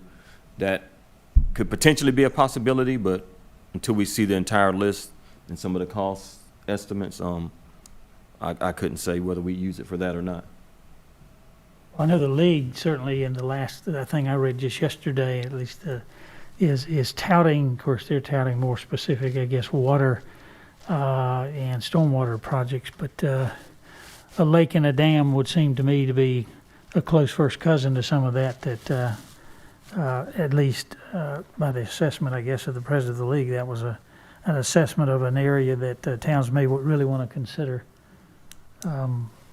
But at any rate, it would seem to me that depending on how this assessment turns out, that's at least a consideration that ought to be made as it relates to the ARP funds. Okay, sorry, didn't mean to. Anything else here? I have a comment, Mr. Mayor, from Mr. Hodges in his question. I think it might be wise to the Parks and Rec Advisory Committee may be a good venue for presenting grant opportunities that you're pursuing, but also ones that may come to council. I wouldn't want things to get so far afield that they're coming to council for just an approval for a match for a grant we've gotten, but then it's out of sync with maybe what the expectations of council are. So I think Parks and Rec may be a good venue, that advisory committee, for keeping that group informed of what grants are being applied for, just to kind of give little kind of headlights to kind of what the thinking is from staff on some things that may come out of sync with the phasing without having to bog council down with every grant application that you guys pursue. Okay, that sounds reasonable to me, sure enough. Okay, anything else? All right. So just quick, here we want to, the next steps we want to ask the council to consider is request to move forward with our 60% design for phase 1 of both parks, along with the dam rehabilitation due diligence that we just talked about. Okay, council, I'm supposing, but I don't want to suppose, you weigh in here. Are you ready to confirm the next steps here? I think everybody's on board, am I right? I had one more quick question before we move forward, and I had it on my list. I apologize. On the phase one for Jurgen, in the major master plan, there are trails. Is there the possibility to include some of that trail creation on the east side of that property in phase one, or is that cost prohibitive? I just think it'd be good to have more use out there, Yeah. and not knowing how long phase two is going to take. I don't know how much more trails creation costs, but I think it might be a good addition. I'll just put that out there for discussion. We can consider that in our scope to look at the trail component. We would also suggest maybe looking at it more from the natural surface trail perspective, Yeah. or the latest term that is being used is dirtways as well. So that when we get to the next phase of incorporating the adventure play and other exploration component in that area, if there are trails that don't work with those structures, we can bring them back to nature, replant them, and reroute the trails as we need to. So that probably is a better way to work with the land in that case. And also just working with the land and grading it and clearing it. It may or may not be all ADA accessible at this stage, just making sure that expectation would be okay with that. Yeah, that makes a lot of sense that they're sort of temporary and can be changed in the future. But I think it'd be great to include those in phase one for Jurgen. Okay, yeah, I agree with the idea of certainly making it usable as soon as we can, at least some trail portion or whatever, yeah. Other comments from council on that? I agree. I think it's a good point. I'll say this, I've said this before and I'll say it again. It's a shame that we're looking at building 2 new parks and we still don't have a dog park in either one of them. Because you're going to invite people to come out there and walk on these trails that Mr. Dellinger just talked about, and walk on these trails down here at Meadowbrook, and people bring their pets, and we still don't have a dog park. But anyway, I beat that horse. I reckon I have to beat it some more. Still don't understand, but anyway. I mean, just go down to the one at Levinson Park one day and look how busy it is. That's just one. We don't have 2. And the small one you can go by sometime and it's busy. But anyway, I regret. And I think Meadowbrook, just in that part of town, I'm not sure, and staff may want to look at what amenities are being created out there for some of those developments and see if there are any planned dog parks in that down sort of White Oak in that area. And if not, maybe something to consider. On Jurgen, there is a dog park at the rec park right down the street. But I think looking in that part of town to see if there are any or not would be a good thing to do as we go into the 60% for Meadowbrook. Did you have something you want to say, Mr.? Oh, just real quick, I got a message from Ernestine Durham, who's chair of the Parks and Rec Advisory Committee, and she concurs with what Mr. Council Member Dellinger said about bringing some of the things to the Parks and Rec Advisory Committee. She was not able to be here today, so she's relaying some of her comments. Maybe to their me. committee would be interested in weighing in on Mr. Singleton's observations. Yes. Okay. Well, no, weighing in on grant opportunities. Well, okay. Yeah. And Mr. Mayor, I think, and staff, I don't know if Shweta or staff want to make any comments, but staff has heard Mr. Singleton talk about dog parks, and a lot of discussion has gone into the incompatibility of dog parks with other uses, and adding that kind of amenity to Jurgen with the high traffic use that we're doing. Staff really believes it would really create conflicts and issues there when there's one almost in sight down Garner Road. And so we really, I think I can speak for staff that they really believe that that type of use with the noise, with some of the uses you're proposing there, is just incompatible.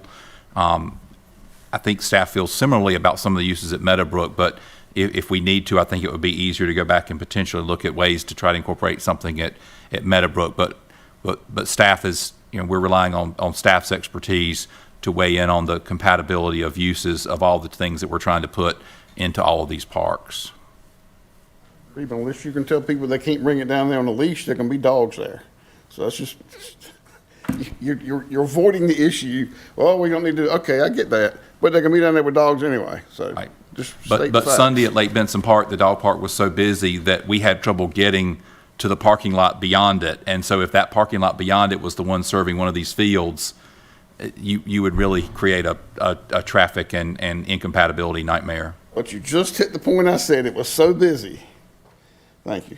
Right, we may need them. We just combining them all at those uses all together. I would convert one of our existing parks to a dog park or make part of it one, but I'll talk about that later at the break.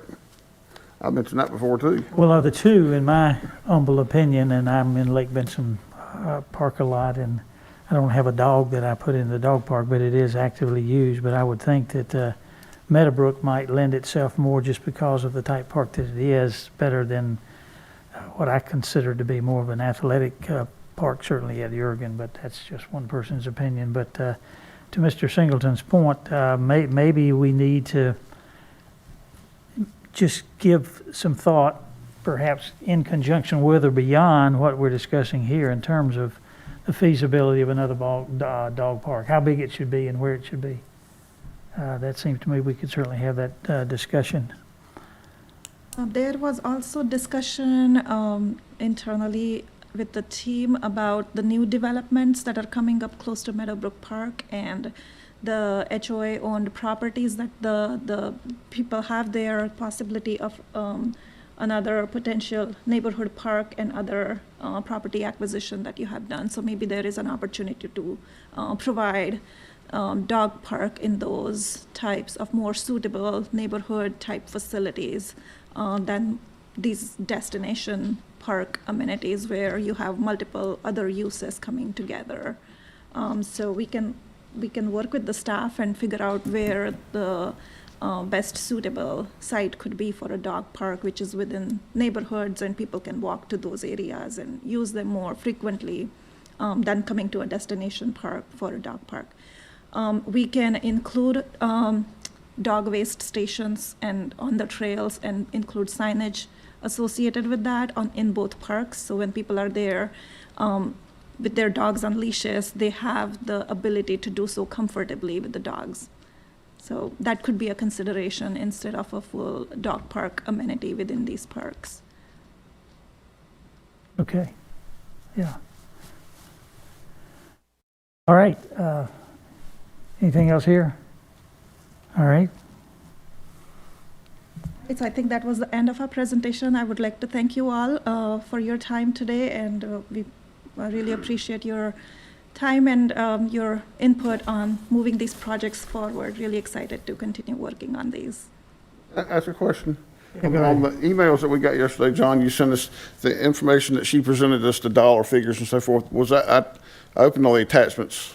Was that included in this or not? No, sir, we'll send these slides following today's meeting. We'll send them out to everyone.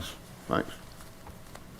And we mentioned adding things to it. I don't want to be the at the end of the meeting, the bearer of the not bad news, but just if you didn't add those two totals up with current pricing, phase one for the two parks already slightly exceeds the amount that we had allocated within the bond fund. So just if that had not dawned on you today, just wanted to make sure you know that even at phase one level, we've crept up a little bit above what we hoped we could do phase one for. Now we came up with that number without the benefit of the detailed information, and council certainly has the ability to move dollars around within the park's bonds, but just wanted to point out that we are slightly above the initial amount that we talked about using for the phase one of these two parks.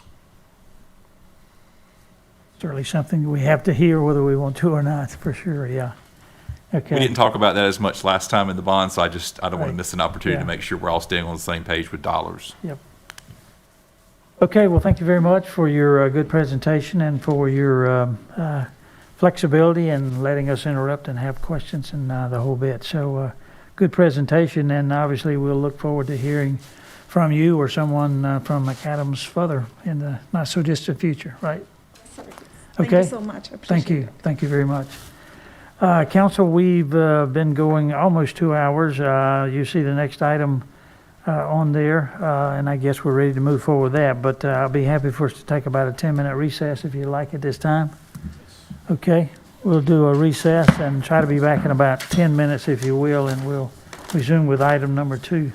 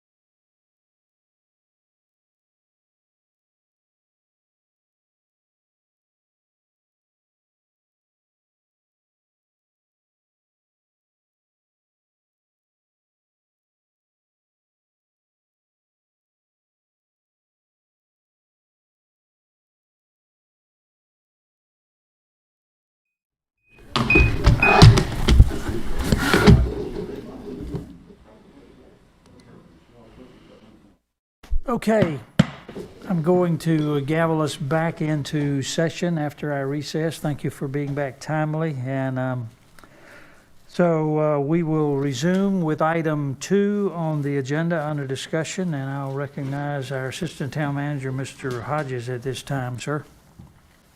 Thank you, Mayor and members of council. One of the other things we wanted to do today, we'd have some conversations with the mayor and council members individually since our bond referendum passed. We thought it'd be a good time while you were together and we were talking about 2 of our really big parks bonds projects to give you a status update where we were on finalizing all the 2013 bond projects and everything that's already in the works through the 21 bond projects. And we can certainly take any feedback you have today on any additional work, but what we wanted to show today, partially show you today, was that while you haven't heard a whole lot about it, we do have a lot of things well underway that are a part of the new approved bonds as well. So with that, I'll have some slides here, and staff may want to, we might call on staff to weigh in on these as well. So we had 4 bond category questions in 2013. You may recall Public Safety and Services Facilities bonds, Parks and Rec bonds, and Downtown Development bonds are the first 3. These are substantially complete. We have to do formal closeouts of some of the projects. As you know, we're working on closeout of the Recreation Center. There's some other things, little things that we need to close out, but these are substantially complete. Some of the work that was done recently that you'll see showing up on Mr. Johnson's status update, small things like retrofitting the stormwater device by the police station, retrofitting the steps, some of those things have all been completed recently. You'll see on his report that we provided at your desk. But for the most part, these 3 are substantially complete. We do still have street and sidewalk bond projects that are underway, and wanted to highlight those for you today. As you're aware, the Jones Sausage Road project is in design, and those design costs were taken from the 2013 bonds. The White Oak Ackerman Hebron Church roundabout is in progress. The right-of-way and as much of the construction as we can afford in the 2013 bonds are scheduled to come from those 2013 bonds. We are working now on getting right-of-way, which is, and you'll have an amendment to a contract in your agenda next week. For some assistance with right-of-way. The right-of-way for that project has proven a little more challenging and time-consuming than we'd originally thought, but it is underway nonetheless. Lake Drive design and right-of-way was a part of the 2013 bonds. That was a later addition that was added to be complementary to the Highway 50 bridge project. The design is complete, and I think right-of-way is now substantially complete, if not all the way complete. And then Vandora Springs Road sidewalk and drainage is under construction now, and you recently signed off on that bid. There's a number of projects that we did not get to start yet in 2013, or we've done some degree of work on, and we think the previous projects that I mentioned will take out all the 2013 funding. So then at the last time we gave you a bond update, we had already suggested to council that there's a number of projects that we would be moving forward into the next bond, which we now know is the approved 2021 bonds. So these projects include Main Street streetscape and downtown parking. This was a project that council approved up to about $600,000 for. The addition of an additional parking lot was going to add about $1 million to that project. Council asked us to pull that back to the original scope. Since then, we've had an opportunity to apply for some federal funding, and fingers crossed if the federal budget gets approved, we are scheduled to receive about $1 million to go towards that project, which would help us go back and add the much needed parking for downtown to that. So we're awaiting that the final funding, and when we do, we'll be bringing that back to council to talk about what are the appropriate next steps. The construction of Lake Drive, we suggested moving forward or would need to move forward. The Garner Road sidewalk, which is the short connector between Vandora West and Purdue Street, or one more street down, I think is the next street, I'm sorry. That connector, the Avisboro Road sidewalk connector, which would be connecting the YMCA to Summers Walk, and also proposing to take that down the frontage of Summers Walk, so pedestrian users know that there's a connection to White Deer and not have to figure out how to get through the neighborhood. Bryan Road sidewalk connector, that would finish the sidewalks that we allowed the school system to stop short of Ackerman Road because of environmental features. We're working on that now. Those last three all are either have been awarded for design or has been negotiated, and we're about to award for design of those. We also brought to you more recently Parker Street and Pearl Street improvements. When we did the depot project, we deferred the town's required street improvements of half of Pearl Street until future phase of that project. However, the Pearl Street Townhome project is going to be coming through and starting soon, so we're going to try to work out some type of developer arrangement as best we can to do both our side of the project as well as the Pearl Street Townhomes project side of the project simultaneously. It's going to take some coordination and probably a unique kind of setup to do that, but we're going to try our best to do that. That also would include some improvements along Parker Street, which is the short one-block street that connects Pearl Street and Montague Street. Part of the challenge there is that we own some of the property. We don't own all the property, but we think in that short span it makes sense to try to make all those improvements at one time, along with the developer, if we can figure out a way to pull it off and not place an undue financial burden on the developer. And by that I mean them having to comply with public bidding rules if we're a party to the work. So we're trying to work through the details of that. Also, projects that we've discussed previously that we have committed to and would be carrying forward. The Highway 70 lighting project. Mr. Johnson has worked with Duke Energy to complete design of the lighting from Highway 50 back to White Oak Road, and that would be done in there's three segments there. We have those designs and cost estimates. They've got a little bit of age on them, so they may have to be upgraded or trued up for time once we start to move forward on those. But that is a project that we had foreseen moving from the 2013 to moving forward to 2021 funding. We also had made a commitment to DOT match for several projects. The Highway 401 sidewalk match. We've not had a need to expend that yet, so we suggested moving that forward to the next bond. The Highway 50 bridge enhancements, that project will hopefully let later this year.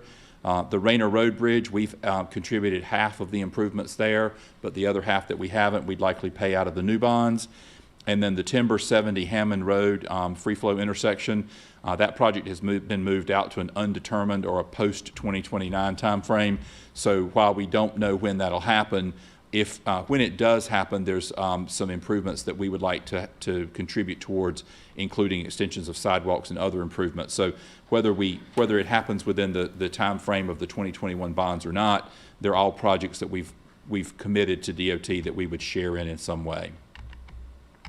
So before I move on to 2021 projects, I'll just pause here and see if there's any questions about these list of projects for the 2013 bonds or any status updates on 2013. Okay, council, any questions for Mr. Hodges here? Anything with DOT attached to it in real terms, how far out you really think that is? You can look at Mr. Johnson's list. The second half of his report are all DOT projects, and so what he tries to do is bring you the most current dates you have. So rather than giving you a blanket, I'll give you the blanket that lots of these things got pushed out, but I will say that Mr. Johnson's got more specifics included on the list that's at your desk there. I do think, I'm very hopeful that things like the 50 Bridge project that has gotten a new date that's got a 2022 on it, I'm hoping that they can keep that. So right now, my sort of thought is that if it's been assigned to 2022, I'm hopeful that DOT knew enough about the situation before they assigned a date that's that soon, and then dates past that, we'll have to see if they slide any. Chris, do you have any other general commentary on DOT status? Okay, does that help? Other questions, council? Anybody? Mr. Dellinger? No questions right now. Okay, Thank you. Thank you. All right, I'll move ahead to 2022. So yes, sir, Mr.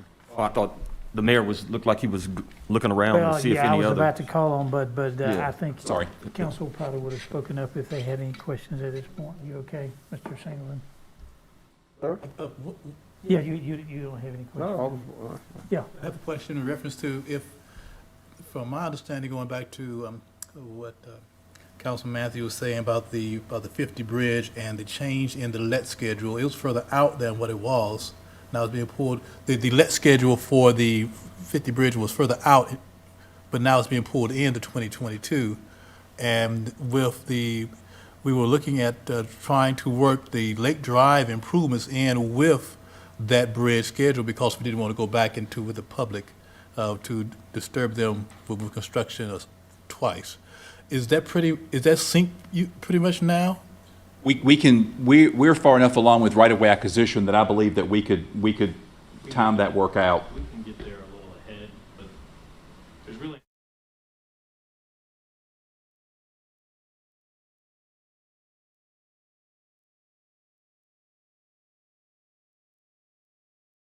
There's really no major impact to the internal development by us going ahead and getting the Lake Drive improvements done ahead of the 50 project. The only thing the 50 project will be doing is taking away the access to the US 70 ramp, and then they'll be adding sidewalk along NC 50 down to Main Street along that frontage. But we would prefer to go ahead and get that Lake Drive upgraded in advance so it's set, and then DOT's project will just complement that. Thank you. Okay, everybody good? All right. All right, 2021 bonds moving forward, the street and sidewalks bonds. You know that we're planning for Jones Sausage Road's construction to be one of the primary projects out of this funding. We also know that council is interested in doing a number of sidewalk projects. You've given us some feedback on the prioritization tool and information that Gabby and Jeff have presented previously. We'll be coming back to you in the next month or so to just walk through that and get everyone's input as a group. Also recognize that since we started that, we have been awarded a pedestrian master plan through Campo. And so that the firm that has been selected for us, we did not select them, was McAdams, coincidentally enough. They're doing engineering work for us, they're doing parks work for us, and then they were selected by the team, our DOT team, to provide us this study. We're working with them now on that preliminarily. We'll be making recommendations for steering committee members to be formed. I think that Mr. Triesenberg or Ms. Lantis Lawler will be contacting or letting council know that we likely have a council representative opportunity for that steering committee, but that'll be forming soon. And once that kicks off, it's about a 12-month duration. So what we envision with sidewalks is that we would likely get back together with council soon while the study is kicking off, get hopefully consensus from council on your top couple of sidewalks that we know we're going to do regardless of what the pedestrian plan says, get those in the works as time allows, and then allow the pedestrian plan to take its course so we can integrate that within our plans and then make some additional funding decisions on projects based on the information we get from the pedestrian plan. So fortunately, we've got that planning tool available to us, and I think the timing is very good. Additional street projects, we've talked about before, a list of several projects, and at some point in time, once we're prepared to, we just need to come back and meet with council to talk about just what are those next road priorities. Those things they change fairly frequently depending on where development is happening, because sometimes the development is considering ones that we had considered doing ourselves, and so we'll just need to come back and have a session, probably a session just to revisit street projects and have that discussion. Anything on streets before I move ahead? I have a question. Do we need to start including Greenway project plans in this spreadsheet, or maybe include it in its own project tracking? We set aside a lot of money for it, Greenways, and there's such a huge expenditure, and you start talking about a pedestrian plan. How are we going to begin tracking our Greenway projects? So it's in the parks. The funding is in the parks part of the bond, and that's on the next slide that I'll get to. But just like with all the other projects, we've got one project that we had identified previously that I think so far council has said is the primary project to focus on first. So in the next slide, and I'll just go ahead and advance to it and can come back to this one as needed. But here, the first step for Greenways in staff's mind would be to revisit the plans that we've made for the South Garner Greenway extension, make a determination of how we're going to move forward on that. I believe that council we committed to the voters in 2013 that we were going to build it. We couldn't afford it at the time, and I think we've recommitted to the voters that it would be a part of the 2021 bonds. So my thought is, unless directed otherwise by council, we will start with that one, And then once we have a better understanding of the funding is going to be taken for that, then start looking at the Greenways plan to identify what are the next priorities with the Greenway plan. Okay, I just want to make sure it's on the radar for the pedestrian planning, and also there are a lot of projects on this capital spreadsheet that are sort of proposed or in different phases, and I think that something very comparable for all of our Greenway projects would be helpful as well in sort of projecting those costs out, and also looking where down the road there may be potential partnerships with the county for mutual funding. So I'll hold the rest of my questions and let you finish the bond discussion, and we can revisit. Okay, thank you. Just checking back anything that was related to street and sidewalks before we move forward.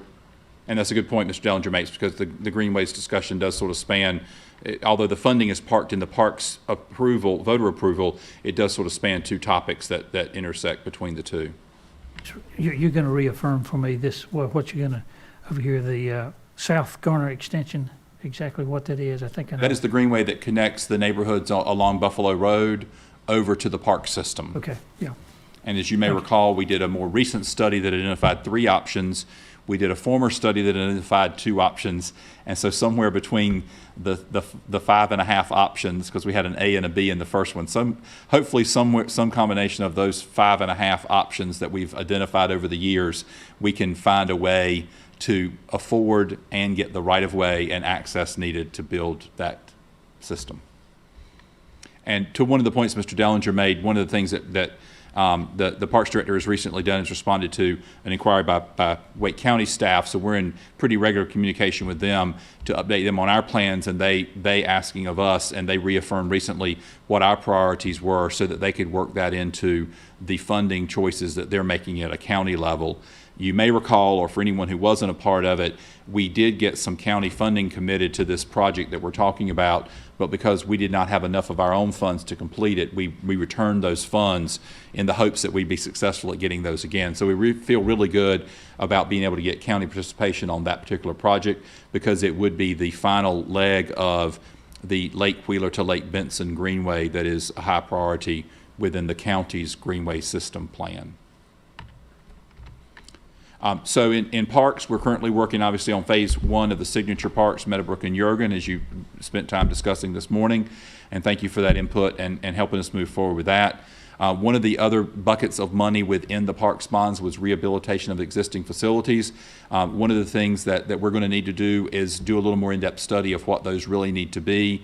One of the things that's not as fleshed out in the Parks Greenway Cultural Resources and Greenways master plan as it probably could have been or needs to now be that we have funding is actually assessment of how we're going to assess and how we're going to prioritize the rehabilitation of existing park facilities. So that's one that's already high on Maria and her team's list for bringing back recommendations for how we're going to do that.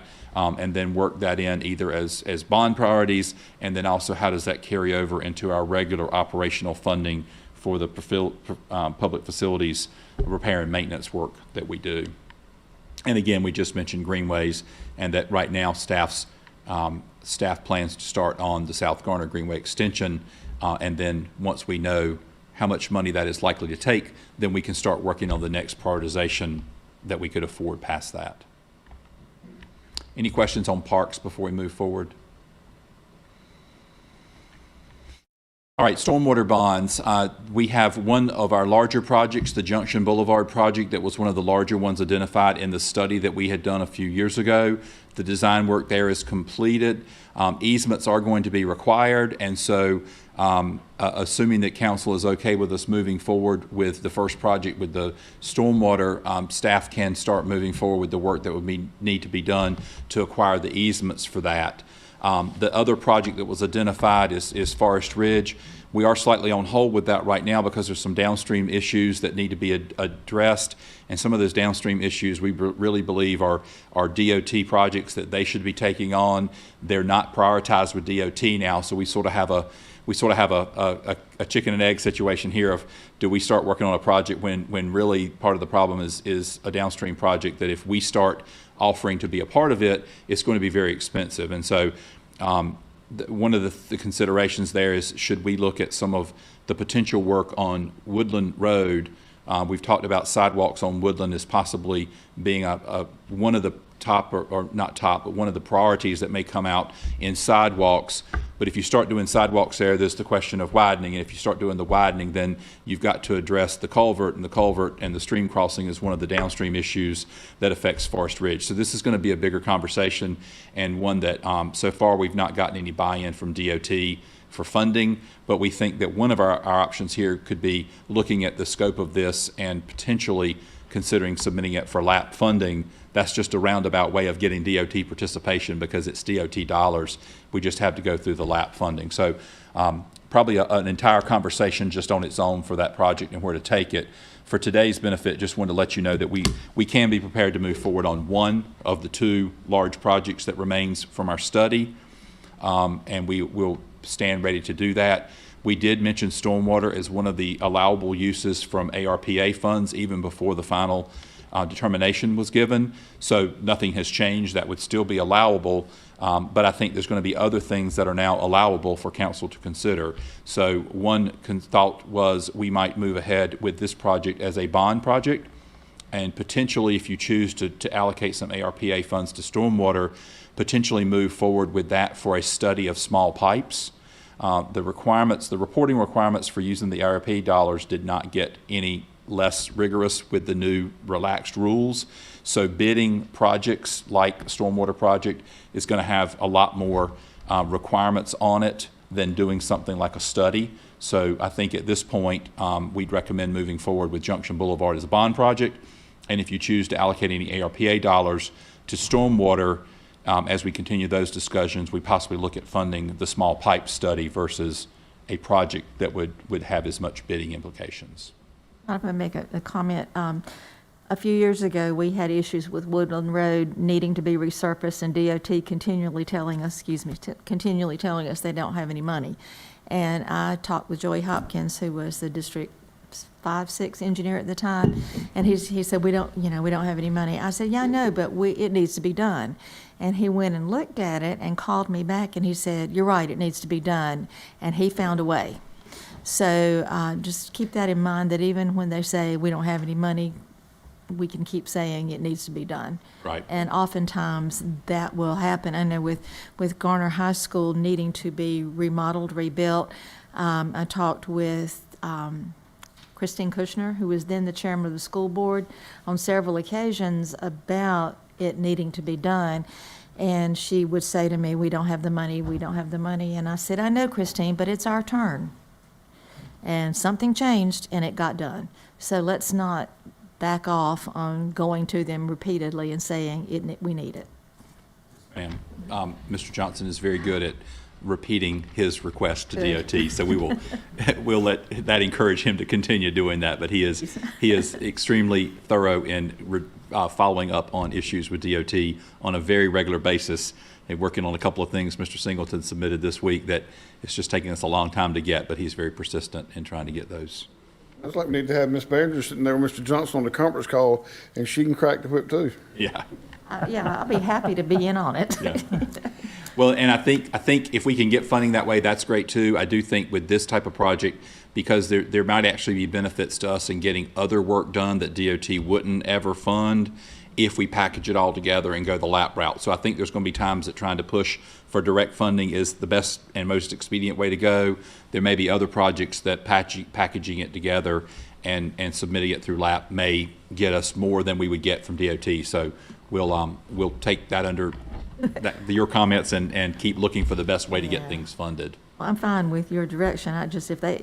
If you feel like they just don't want to hear from me, I'll be glad to add to it. Very good. Okay. Thank you. And lastly, Public Safety and Services Facilities. Chief Poole is on the call today, so if he has any comments that he wants to interject, we'll call on him during this to weigh in. We had a meeting this week with Wake County to get an update on the project. So the good news is this project is moving along on our original plan schedule. The design development plans are complete. There's actually a big roll of plans that got delivered to my office yesterday, so if anyone wants to look at all the many pages that goes into what builds a fire station, I'll be happy to set those up somewhere that you can take a look at them. We did show you the floor plate at a previous meeting, and nothing has changed with the floor plate. And I don't have a copy of it today in the slides, and I apologize, but if I need to pull anything up, we can. They are hoping to submit the special use permit in February, potentially. So keep in mind that this would be, the county is going to submit just like any developer would. The town will be signed off on the application as the property owner, or the GEDC at this moment, and then that'll transfer sooner, fairly soon. But then that'll come through like any other permit would. They're expecting to have construction drawings in the April timeframe, bid in the August timeframe, notice to proceed with construction in the October timeframe, and construction completion in November of 23. So they're expecting this to be about a 12 to 13 month construction project. Yes, sir. I'm sorry. Since Fuquay obviously not going to be a part of this, at least our last meeting, and we discussed the police department maybe expanding their presence, especially with all that growth out there, utilizing more of this buildings as we have that extra space. Having not seen the plans, is that still on the radar? Or, So yes, so two things. We are building police a space that could accommodate, it's a touchdown space that's dedicated for their use with a separate entrance. That will have room for about 3 officers at one time to be there doing paperwork, whatever. It will have a restroom, a small kitchenette ability, so they could have people there touching down while they're work out in the field. We also have 1,400 square feet that was originally programmed for Fuquay should they be a part of it. They're no longer a part, but we have the footprint for the 1,400 square feet that we are keeping in the building. Right now, and I'm about to talk about the numbers here, so we'll go ahead and jump into that. What that includes right now is really just walls and a roof. The required stub up of plumbing and basic utilities to stub up, but the concrete floor wouldn't be poured. So if anybody remembers the bank building that fire is now in, when we bought that building, one end of it was a gravel floor with stub ups, so it could be shelled out as a cold shell. It could be built out as needed in the future. We would, right now, unless we add funding to the project that goes beyond the bond funding, we would leave that as a cold shell because we don't know what the future needs are for police or anyone else at this time. But we will have a roof and walls, and we won't have to go back and grade the site again. a game plan? We've got a game plan. Okay. But what I'll jump ahead to, well, let me pause just a moment before I jump into the numbers and circle back to Ms. Behringer's question. Yeah, if we could just have in the record, again, revisit the fact that we would have been building this facility sooner had not the Fairview issue come up and caused some delay. And the second thing, if you would update the GED land swap and the time frame there so that everybody understands why we haven't done it yet and the reasoning behind trying to coordinate. Okay. So the reason that we've not done a transfer of the land, a swap or a transfer of the land from GDC to the town, is that was originally planned to be a swap of land, a parcel that the town had and a parcel that GDC had. Once that was to happen, that would create a tax burden for the GEDC that was just simply unnecessary to do. So all along, we've planned to make that transaction happen on an as it was needed. So there's no benefit to anyone for that transaction to happen any sooner. And so we've just been planning to do that on an as needed basis. I think that the attorney has sent council some information recently just about that may take on a different it may take on a different type of transaction. Ms. Jones is going to be updating the GDC this afternoon at their meeting, their board meeting, to talk about the way that may transact differently. And it's just a matter of, again, the financial impacts to our nonprofit partner who we're relying on to do this for us. And so whether that is a transfer of property, a donation of property, or a swap of property, we're timing it out just to make sure it is in the best financial interest of everyone. I think, the GDC took on the unique opportunity of being able to acquire this land a long time ago. They've held it. It's appreciated in value dramatically. So we owe a great deal of thanks to them for being willing and able to take that on. And we will definitely make sure that land is transferred as appropriate to benefit the town and the GEDC. Was there another part to your question, Ms. Behringer? Well, the has been a long time anticipated, and there have been delays, and I just think would be good to have it added into the record that part of the delay was the controversy over the Fairview Fire Department, and we've resolved that, and now we're moving forward, but it's not that we were dragging our heels on our part. Right, and actually the concept of this station, the funding of this station and the design, I think is happening much faster than many of our own town facilities that we've built over the years. So I think that while people may have wanted something sooner, I think we've done a pretty good job of getting this from concept to fruition in what I think is a pretty reasonable amount of time, and I think in time to be able to be there to serve. I think one of the things that council pointed out is get ahead and be prepared for the growth, and I think the timing has worked out well that we are potentially going to be open before many of the rooftops that have been approved are there to be served. So I think the timing is working out fairly well.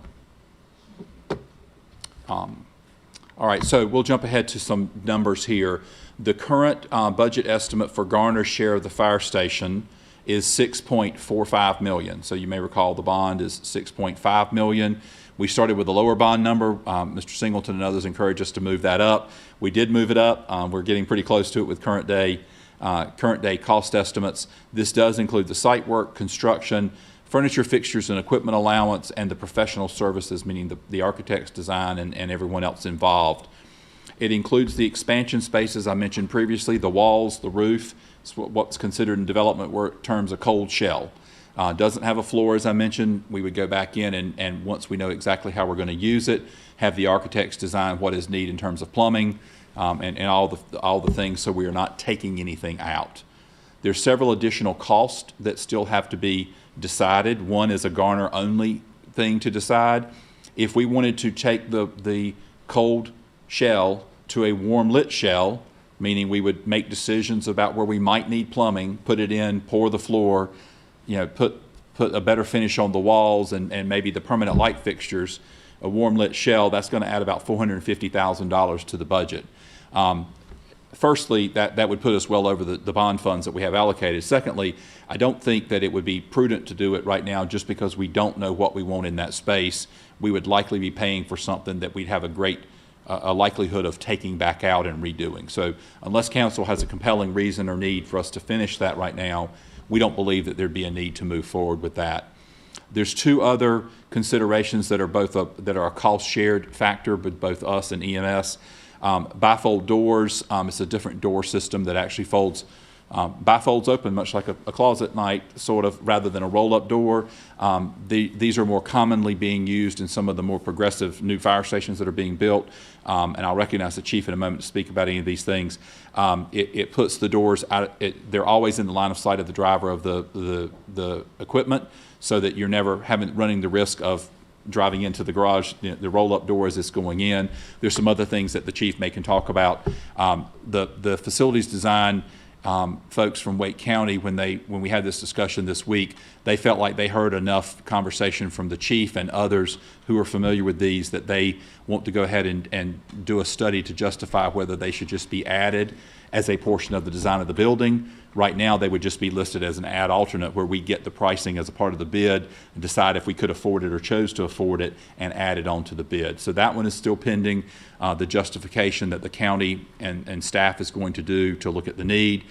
And then the PV installation, and I apologize for blanking on the P and the V. This is basically installing the solar panels that would be on the roof of the building. The building is being built energy efficient and solar ready.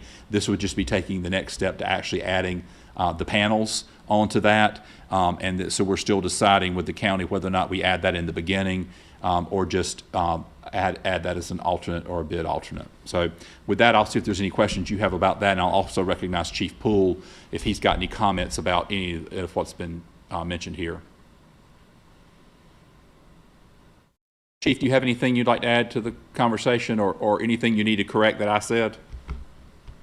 No, John, I think you summarized it very well. John and I have met numerous times with Wake County Facilities and Design, Wake County EMS, and PD to discuss the needs of the station. As he stated, we met Monday to get an updated list of project schedule. I've emailed the town manager and assistant town manager an internal schedule for us to begin preparations for that fire station regarding the FTEs and training through the Wake County Fire Academy. But I'll be glad to answer any questions regarding the design of the station. If we want to discuss the bifold doors, I'm prepared to discuss that as well. I'll defer to any information you need. Okay, thank you, Chief. Council members, while we have the chief here, any questions for him? Okay, I believe not at this time. So I think follow up on the chief's mention of a memo to the manager and myself about schedule for staffing. I'll elaborate that a little bit more on his behalf. What the chief has recognized is that the time it takes to get the staff through academy that are be needed to be able to populate the station in November of 2023, that is a pretty long headway to get there. And so what the schedule that he has sent us that we'll be meeting with him about, just to make sure we're on the same page with, is when we have to budget for those folks starting so that we could have them ready. And without a lot of due diligence, I believe that we had programmed those into the 23 budget in the beginning. We've just got to go back and make sure that we have the original projections for when we thought we'd be bringing on that staff, just verify that we've got it, that it is in sync with the chief's schedule. Thank you, Chief. I have a question, Mr. Mayor. yeah, go right ahead. As far as additional equipment and vehicles, is that in part of the fire department's budget, or is that part of our budget considerations as we project out over our next year and our 5-year plan? I'll get the chief to answer that, please. Yes, sir. I'll be glad to answer it. So regarding the equipment of that station, it is designed to house one engine / ladder company. So we spec'd that truck and took delivery last year, so that truck is ready. And then the only expansion or additional piece of equipment we will require is a small vehicle for the additional battalion chief that is planned to be housed there. As of now, we've got that slated to go into the FY24 budget process. So we have one small vehicle to be replaced in FY23, and then an additional a new battalion chief vehicle in FY24. That's the only piece of apparatus or small vehicles that we will need for that station. And so we won't have to deal with that this fiscal year. I think what we'll have to talk about is obviously the FTEs in FY23 of getting those people hired and into the Wake County Fire Academy. Thank you. Anybody else? Okay.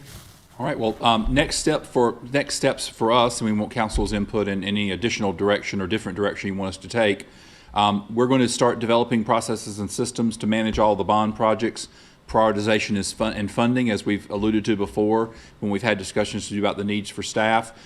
We didn't know what we didn't know when we started the 2013 bonds, and we've learned an awful lot of lessons. So while we do have things in the works that will be using the 2021 bonds, we do want to take some time now and put processes in place, systems in place, and ways in which we are prioritizing the work we do, whether it's at a staff level of which work to do next, or things to bring to council to get your input on in terms of prioritization. We want to take some time to thoughtfully plan those out, and we'll be updating you on those plans. Our next steps from a staffing standpoint to be able to do that is fill both a special project manager position, which we're in the process of working on now. This would be a project manager that would be a member of the administration team that would help put these processes and systems in place, but they'd also be working on lots of other special projects to help the manager's office and the administrative staff move some of the other strategic initiatives along. Early days, they'd be focused on a lot of these processes that I mentioned for the bonds. We also are moving forward with the engineering project manager positions. You may recall that conceptually in the budget, council had approved project manager positions, and we're working with HR now to get those job descriptions finalized, get them in the pay and classification plan. So in one of your upcoming agendas, you'll see a consent item that is approving the new job titles, as you do anytime we add a job title. For a senior project manager, this would be someone that would carry a professional engineering license, that would be the senior member of the project management team. They would be one of the primary people responsible for a lot of the project management that we're taking on. And then secondly, a project manager that would not necessarily require a professional engineering license, but would be a part of that project management team. So we envision over the next few months adding 2 people to the engineering staff so that we can be prepared to manage these projects. Then we'll also be working with Davenport to update our debt model and the bond sale schedule. So we have a good idea, we think, with them, preliminary sale times, but we want to go back and revisit things with them. There's some other things we'll discuss in the next session and other financial commitments that the town either has made or may choose to make, and we want to make sure that all those are in sync with what we have preliminarily planned for bond sales in our debt schedule. And with that, I'll be happy to answer any questions, and staff are here or online if there's questions that they could better answer. Questions, council? Good report. Yeah, I'm pleased to receive this information. I'm going to be sitting down with our with Rick to do sort of a state of the town, and some of this information is covered there, and this is more updated than what I would have been able to say, I guess. So, thank you very much. One of the goals in those processes that I mentioned is determining what type of, not just reporting. Mr. Johnson has done a great job at developing the capital projects report that he's done, but we think we can take things like that a step further, have that information more readily available on a regular basis to council, but also our citizenry. And so one of the things we'll be coming back to talk to council about in the future is, what does that look like? What does the information that you'd like to see at a glance look like? What information would you like the citizens to be able to see at a glance about all these projects? So we'll be coming back to ask questions of you to get confirmation or direction from council as we start thinking through what all these things look like. Very good. Okay.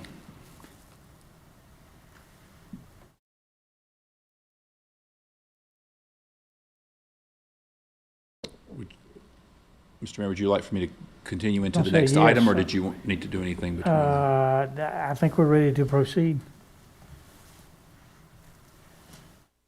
All right, so one of the other things that we thought would be timely to bring to you today, since we're talking about capital projects, if you would distribute those, Mr. Dickerson, was an update on the town hall space needs assessment that you allowed us to undertake. This was an assessment of some of the growth that we're experiencing in this building, and also ways to utilize the building that the town purchased contiguous to us at 109 Forest Hills. And so what we have done is worked with ADW architects that designed this building to look at some retrofits of this building to accommodate growth, as well as how to best utilize the 109 Forest Hills building. So the first thing we'll talk about is the newer building, or the building we've purchased, and I'm going to, your pages follow along, I think, in step with the slides that I have here, so whichever is better for you to see. The first one is a line drawing of the town hall campus. So just to give you an orientation, this is the back driveway off of Avisboro Road that staff uses, others use, but it's the primary staff entrance. This is the former annex building. When ADW designed our new campus, they positioned this drive aisle so that one day it could punch through to Forest Hill Shopping Center. At the time, we didn't envision that we would own a building along that corridor, but we did it just for future connectivity and for future potential redevelopment of the shopping center or all the land around Town Hall to make it a more connected and pedestrian-friendly environment. Well, it was a good plan, because now we have the opportunity to just continue it straight through, and it would come out near the building that the town has acquired here. It will present potentially some challenges with taking out some of the parking, putting the drive aisle close to the building. We'll have to work out the details of exactly how it aligns, but conceptually, the thought is that we would make this connection so that you could have vehicular traffic that could go back and forth amongst our campus, and then also add pedestrian connectivity so that our staff members can go back and forth between our town hall, our police building, and this building. So before I move on to the next slide, are there any questions just about the general layout and orientation for you? Is that through there? Is that through the back side of the shopping center there? Yes, sir. So just to give you an orientation, the turn in off of 7th Avenue to the shopping center would be here, just off the map. When you come in now, you curve around, and you curve around by the back parking of police. You curve around in front of another office building that's the same era as the police and this building, which is currently a church. And you keep curving around, and right here is our building on the right, and on the left is, at least mine, Mr. Johnson's landmark of the Mexican restaurant on the corner. That is El Dorado on the corner over there. So this is the drive aisle through the shopping center that's not clearly outlined all the way around. Okay, yeah. Does that help? Yeah, it does. This is a potential layout for the Forest Hills building. This is color coded. The yellow are common spaces. The blue is IT. The green is engineering. The sort of orangish salmon color here is communications. And the big area that's currently shown as long-term storage for Town Hall, since we started doing this design work, we already think we have a need for that, for not storage, but for office, so we'll talk about that as we progress through the building. But what we wanted to show you here is we feel like that using the building's existing layout for the most part, we can accomplish quite a great deal of meeting the needs of staffing. If you can distinguish it on your drawings, any of the walls that are solid, so this wall is solid, it does not have a white line through the middle, is a new wall. Any of the walls that are open in the middle, like this one, are existing walls. So if you take a glance, we're actually using a tremendous amount of existing walls, maybe taking a couple out, like this denotes taking something out, so this hash line. We remove a few walls, but on the left half of the building, we really don't have to add much at all to be able to make use of it for needs we have. And I'll walk you through this. On the right with the engineering space, this was a very large open laboratory space, so most of those walls are added because there just simply weren't walls in there except a few offices that were existing over there. So the way we would propose using this building would be coming in to what is now the front door of the building. So this end of the building is what faces the shopping center over here. There is a door there that would be staff only. The front door would be here, right in front of the drive aisle that would come through. You come into a lobby area that's there now. We would wall in what is now the waiting room for this former medical clinic, and that would be the conference space for everyone in this building to use as shared conference. This corridor would take you through the building. We'd be able to utilize an existing break room, existing restrooms, and then provide you access into a secure door for IT. It is secure because of some of the requirements IT has for managing records, including police records and servers and so forth. It would also take you into a corridor that could take you into what is being proposed to be used as the engineering suite. And you could also access the future expansion area. So for the IT area, we would make use of what was the original check-in desk for the doctor's office. So all this cabinetry and counter work is there. It actually makes a really great spot for our employees to be able to walk up to a window that's there and be able to hand off equipment to or pick up things from our IT staff. It makes a really good workbench type of space to be able to interface with our IT staff, because as I mentioned, lockdown, we do have to keep the IT area rather secure because of the records that they house and manage. This lets us have a way for a human interaction and touch without compromising that integrity. We would have an office with taking a wall out for our IT manager. We'd have room for a future IT manager that would focus just on public safety IT needs. That is not a current position, but we would see that growing in the future. Using existing space that was already carved out as such, a large area to move and expand our server room. That's one of the challenges we have where we currently are, is not having enough room. When we built that building, although it was only 5.5 years ago, we knew we had server needs, but we are exponentially growing the amount of gear that's actually in a server room, and there's less gear in our offices and on our desks because more of it is housed in a central location.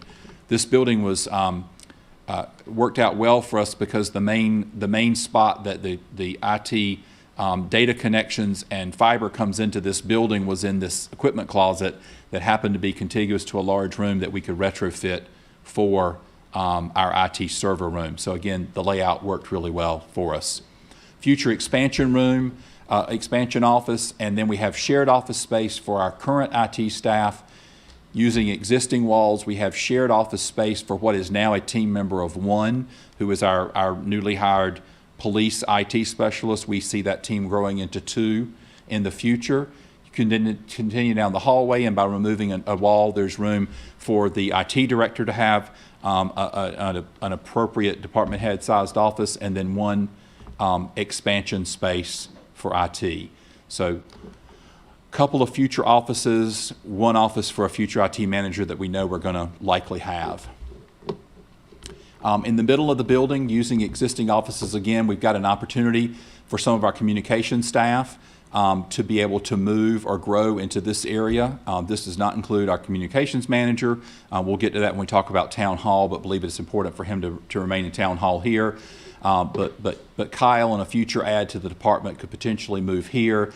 There'd be a future room for growth. There'd be a room for all of their gear and equipment. We now use a storage room across the hall out here, houses a lot of their equipment, so that they have it ready to walk out the door with for filming and so forth. That would allow a storage space here for that. And right now, because it's currently open and because of the collaborative type work that communications folks are often doing, we would just recommend leaving this open area for a collaboration space. We could outfit it with, you know, work tables or whatever would be needed in the future, but we're not proposing to add any walls now to that area. We could make use of it as it basically is laid out now. Coming back into the common area, this corridor would allow us to come in and take a right into engineering and a left into a future growth space. And right now this lays out well for engineering, because if you come back to the front door, there's an existing office that we could add a window to allow our administrative support specialists for engineering to be able to be at the front desk should someone come into engineering to be able to need to speak to someone, drop off plans, or pick something up. It takes advantage of existing storage space.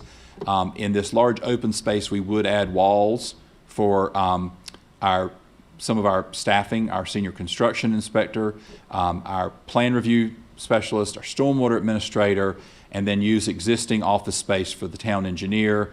One of the project manager positions that I just mentioned in my bond report, add a wall to be able to create an appropriate sized office for the assistant engineer, add walls to create another project manager office, and then add walls to create an office for what would be a future stormwater division head or manager should we ever embark on the stormwater utility that we've talked about.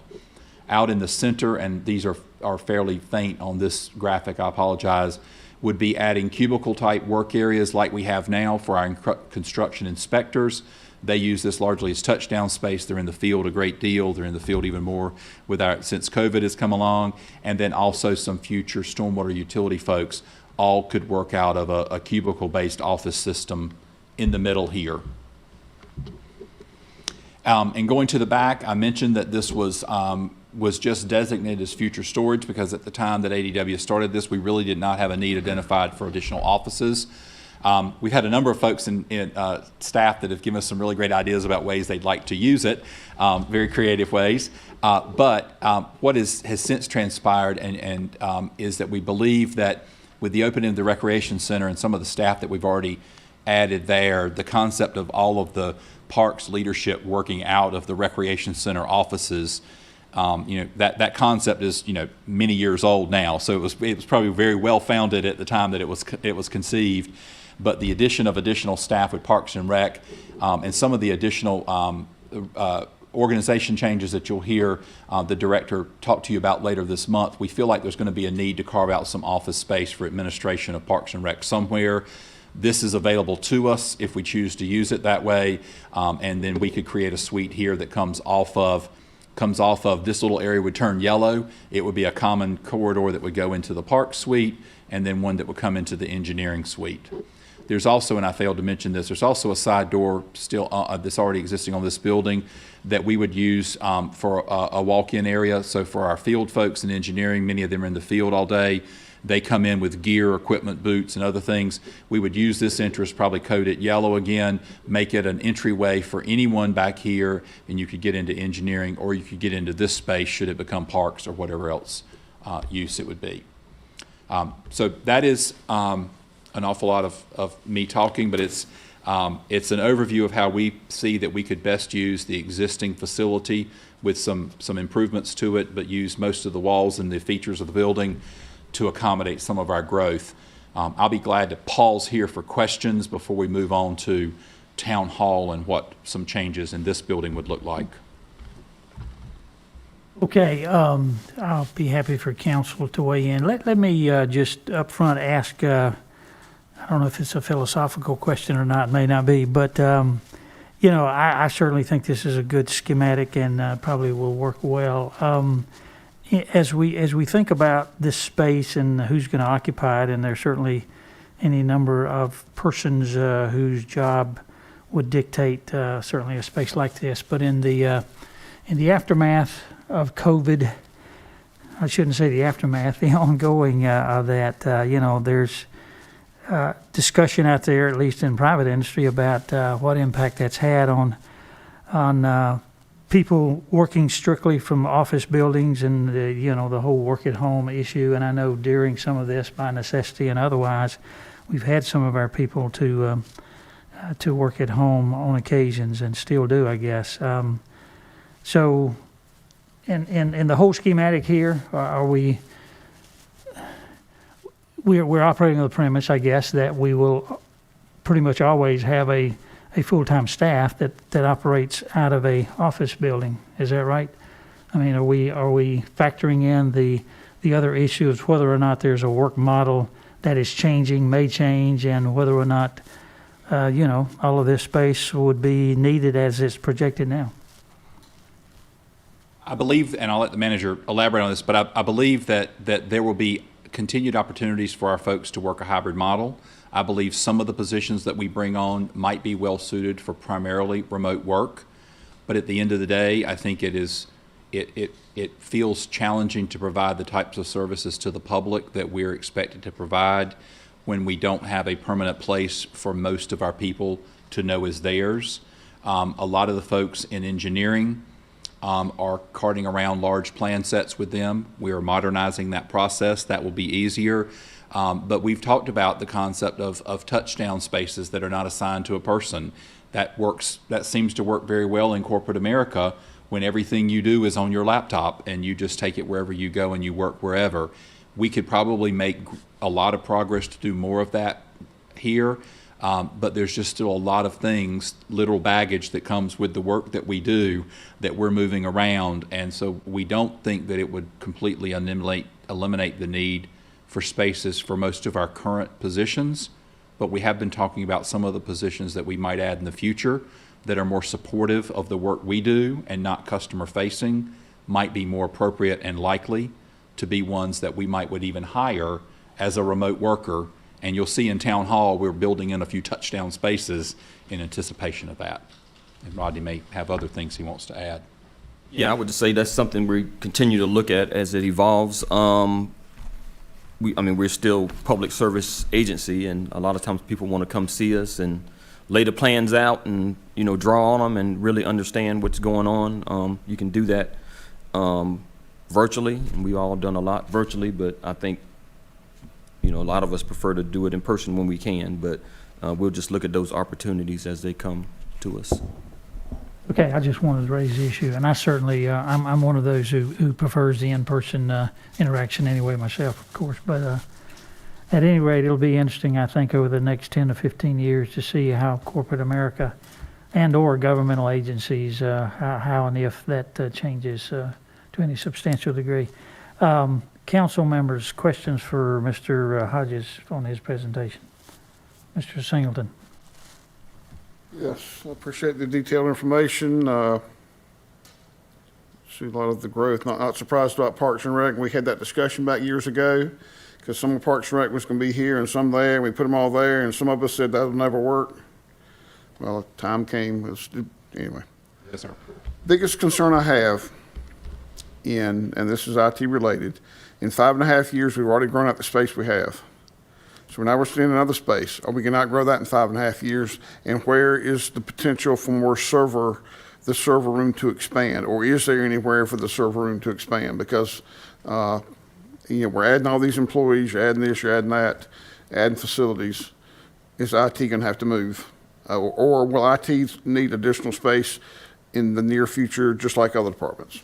IT director does not believe so. He is not in town this week, or he'd be on to probably chime in and answer your question more specifically. We've spent a lot of time talking about this. He believes this would give them a really, really long growth opportunity. It's more space than they need immediately. And you know, while I'm not the architect here, I would say that future growth is here because while I don't want to say that IT is more important than our communications team, but we're putting a group of people here in this space partly because it's available to us and lets them easily get cameras out to their car and go do stuff out in the field. I could easily see that this space could all become blue one day, and server room expanding. The conduit's coming into the building right here. These walls can keep pushing this way. Server room could expand. The only thing that changes there is the mini splits that provide the heating and cooling, or the cooling primarily, that you need for it. So again, the architects and Eric are probably cringing at my attempt at technical stuff here with their stuff, but I think that you could easily continue expanding this throughout that building. And there's people that we're placing here now that, while this is a good current spot for them, I think their work allows them to be, whether it's virtual, as the mayor said, or just in a remote location, they're some of our most flexible folks, and ones that I think we could find other opportunities for them if we ever had to grow into this space. Okay, and so with IT being planned to relocate here, how much square footage does that open up in the police department? I don't remember the square footage off the top of my head, but police is in need of the space for offices. And I think that on a very high level, the conversations we've had with PD, they feel like that would eliminate their immediate need for office space. And they've not mentioned beyond that space needing additional space in the foreseeable future. I don't know if Mr. Dickerson has any additional information. Yeah, they definitely have stated that they could use that extra space already. I don't know the square footage, but it's not a lot. It's just a small corner of that facility there that IT occupies. But we could definitely make use of it. We don't have, there's nothing, and they may not have determined what would go in that space, but we didn't see a footprint of the police where they would move out and how they would be able to accommodate that. We didn't bring it because we believe that they would go into those spaces. One is there's a director's office that is a separate office, and then the rest of IT is one large open workspace. So our IT manager and all of our IT staff are in one big open workspace, right, plus the server room. So it's really it leaves it with one office and sort of like this to go in and retrofit however needed. So office cubicles or really inexpensive walls, retrofitting an interior wall is very inexpensive. I think it would be a very easy plan. We just haven't gone that far with assessing their needs because we've got to have a plan to get folks out of there first. So short term for police, that should fill their needs in the short term. And in the interim, there is a potential, and I don't know for sure that they still need it, there might be a potential, there's some space that they have in their current space that they could accommodate more people if we added cubicles to it.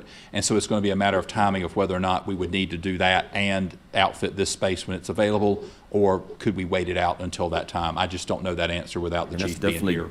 Short to mid-range. I mean, even some of the discussions I've had with the new chief is eventually they may have to start doing satellites again. A few years ago we consolidated everything, but as the town grows, gets bigger and stretches out, might have to think more about satellite, the touchdown spaces at the Fire Station 5, and, we're moving out a little bit the other way, other directions too, out there, Auburn area. So at some point we might have to think about satellites again on down the road versus trying to put everybody into that one building. Okay. And in regards to the space for Parks and Rec, we're not moving people out of the rec center and creating space. We're creating space that is needed because there's not enough room in the rec center. Right, and I think that, and Maria has a plan that we can speak more specifically to today, but I think one of the opportunities would be the director and some of the leadership team members being able to move out of the rec center to free that up for staff that we've now realize we need to add to operate the rec center. I mean, we opened the rec center with staff sharing a small office, and that was less than ideal. We've also added some things that we didn't anticipate early on with the rec center. So one of the spaces that was originally designed to be a touchdown space or a staff workspace is now largely taken up by all the controls needed for the camera system and that we can use to be able to broadcast games and so forth. So again, other things have changed even beyond the notion of whether staffing there was a good idea or not. There's just other needs that are taking over some of that space. Gotcha, okay. And this area should accommodate them at least now, maybe with some potential growth. Is that?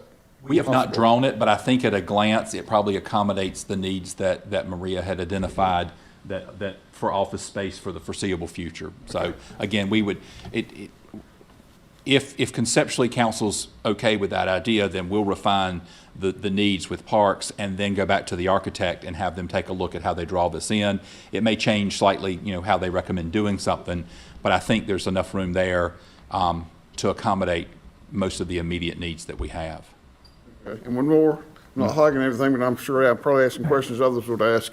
In regards to future positions in the engineering department, there's several futures listed on here, so I'm assuming that'll take us in the next several years. We think. I know nothing's definite, because, we've been here how long, and this is full? I think the answer to that question is the stormwater utility. If the stormwater utility comes online, that will add many more positions, some of those being field-related, some of those being office-related. So I think we're in good shape here without a stormwater utility, but it's kind of a game changer if a stormwater utility comes online, because you've got more services that are going to be provided that we don't provide today. Some of those may be able to be housed inside, say, Public Works for, say, maintenance services related to stormwater, but you may also have a capital project manager for stormwater projects or engineering technicians that also need to reside in engineering at that time. Okay. Very good. And just to clarify, we do have one office and 2 cubicle spaces dedicated for future stormwater, so we could at least get a start with the administrative staff that could be working closely with engineering, and as Mr. Johnson said, field staff could be other places. And that's not an answer to the mayor's question earlier about working remotely, but one thing that we have, we do know that with COVID, a lot of our inspection staff and our construction inspection and building inspection staff largely have worked from their vehicles and not come into the building a whole lot. And while that may not be ideal from a long-term standpoint, additional technology that we've recently rolled out, continue to roll out with inspections, and are about to roll out across other departments and development services, it does provide an opportunity for folks to not have as much of a permanent space. So whether it's in this building or this town hall or this building, we could come back to looking at some shared spaces, not for people to work remotely necessarily, possibly that, but also people that are field-based, a couple of years under our belt of, hey, I only went to my desk X hours in the last 2 months, that probably gives us the data we need to say, what would it take for someone to feel safe coming into a shared space, clean it down, use it, move on if they need to. Okay, let me get some other people. You said you didn't have anything right now. Mr. Vance, Mr. Matthews. Mr. Mayor, I agree with my colleague Grav here. I always say, let's think out of the box and let's go down the road so we ain't got to come back and fix it 5 years later.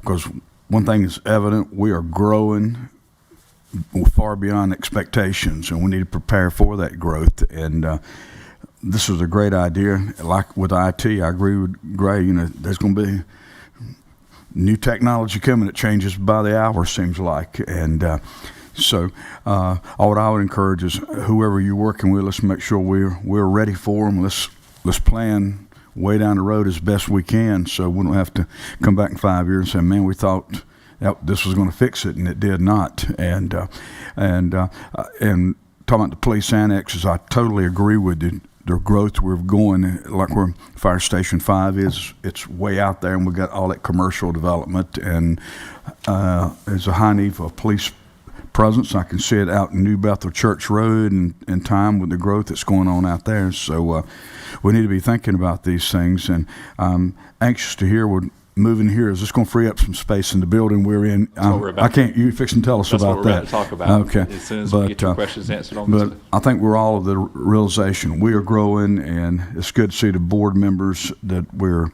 looking at this and let's just get it right the first time, so because growth is coming, and it is what it is. So we better be prepared.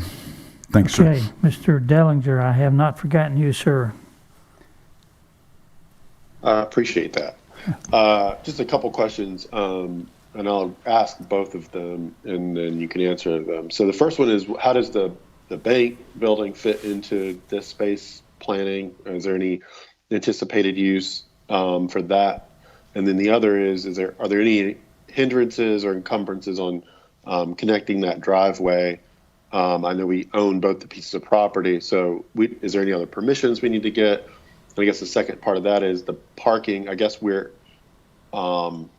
entitled to all the parking that's on that property, and the other parking seems to be the churches. And I didn't know if we'd had any conversations or just making sure there's enough parking available for everyone, either on that property or in our existing lot. Have we done the projections on the parking availability? We have not done projections on it until we know the exact design of this road and what it would take out. The parking is, there's a shared use agreement in this area that we'll have to investigate further. Also, this lot that we're going through with the drive aisle, we've got the opportunity to add parking along it. If you've been to Town Hall recently, you may have noticed a lot of vehicles are parking on the grass because we had striping done on the parking lot and resurfacing. So we're using that as a temporary parking lot now. So we could add to the asphalt here and make it more parking spaces if needed.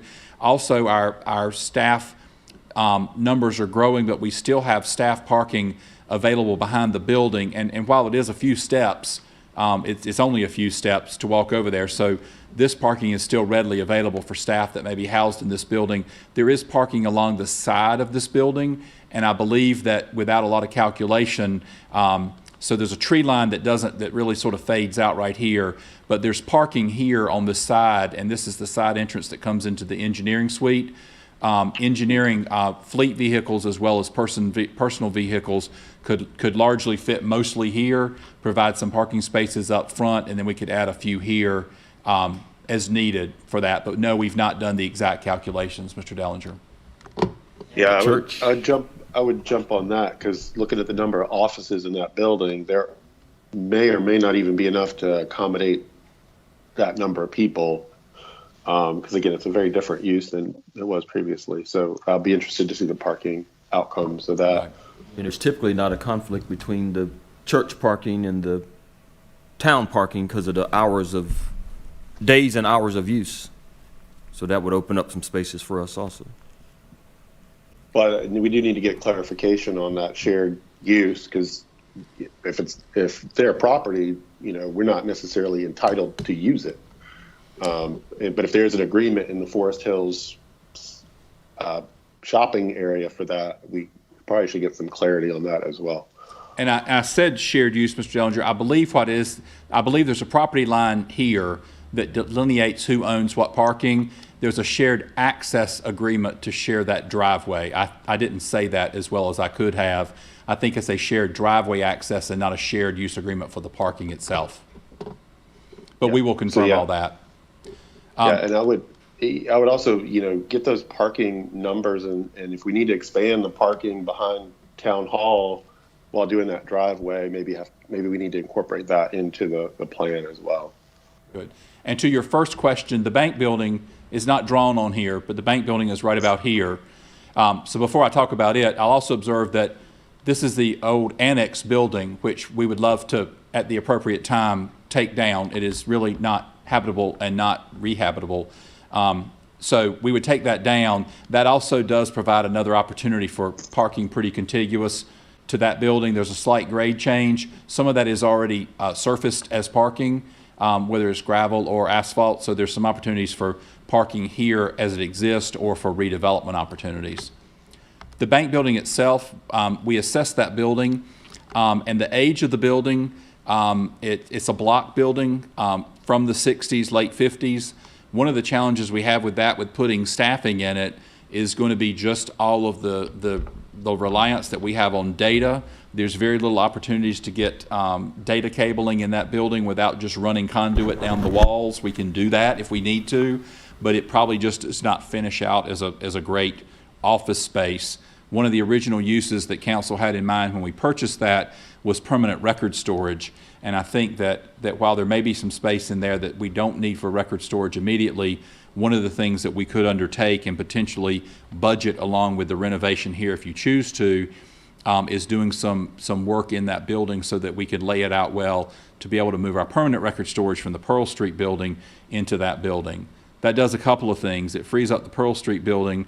And I think, as everyone knows, our friends at Garner Historical Society would love the opportunity to use more of that space if it becomes available.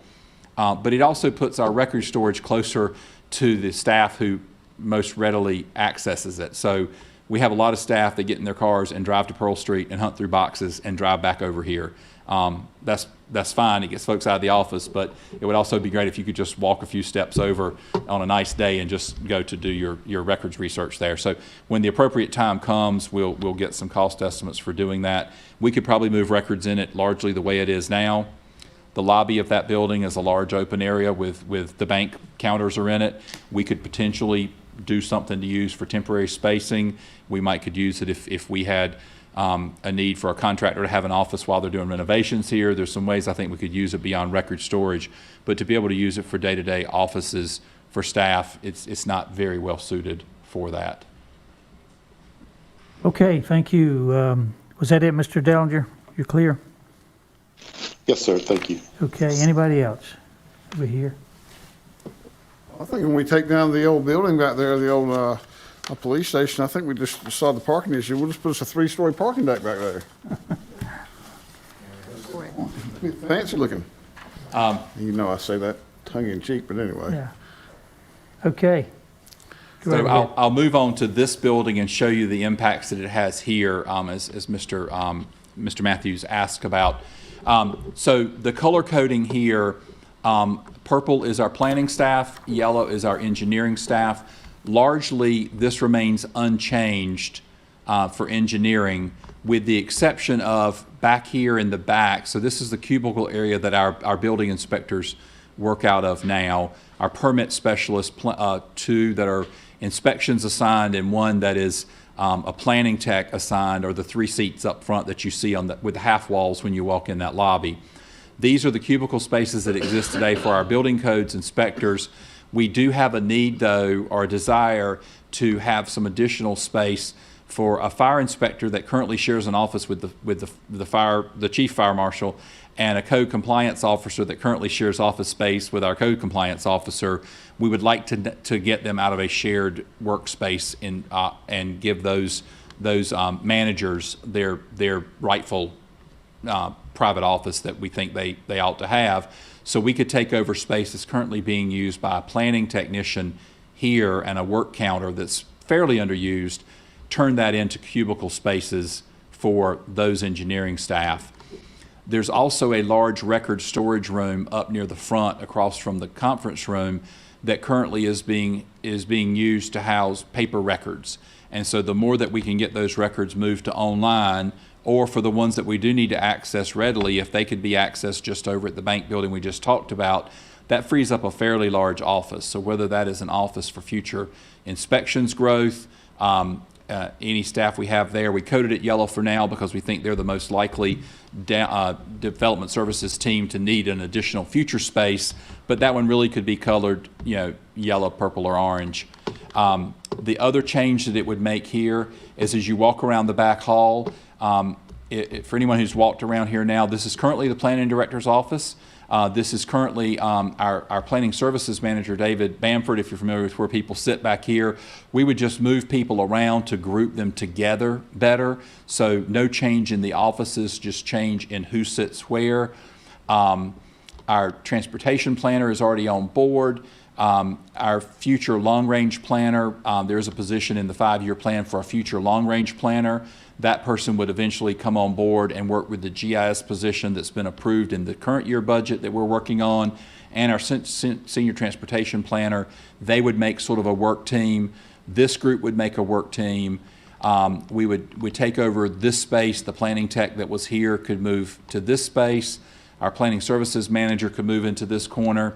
Our senior zoning planner could move to here, and then a future planning tech position, and this creates a work group together for our long-range planning team, our land use planning team, our long-range planning team, and our current planning team all get grouped near each other. It leaves a space for a current planner one, and then one of the offices that we could grow into, but for short term, like we do in our HR department upstairs, we use an unused office for a small conference space so that for a small meeting or a small meeting with a constituent, we don't have to take over and use the one and only very busy conference room that we have down here.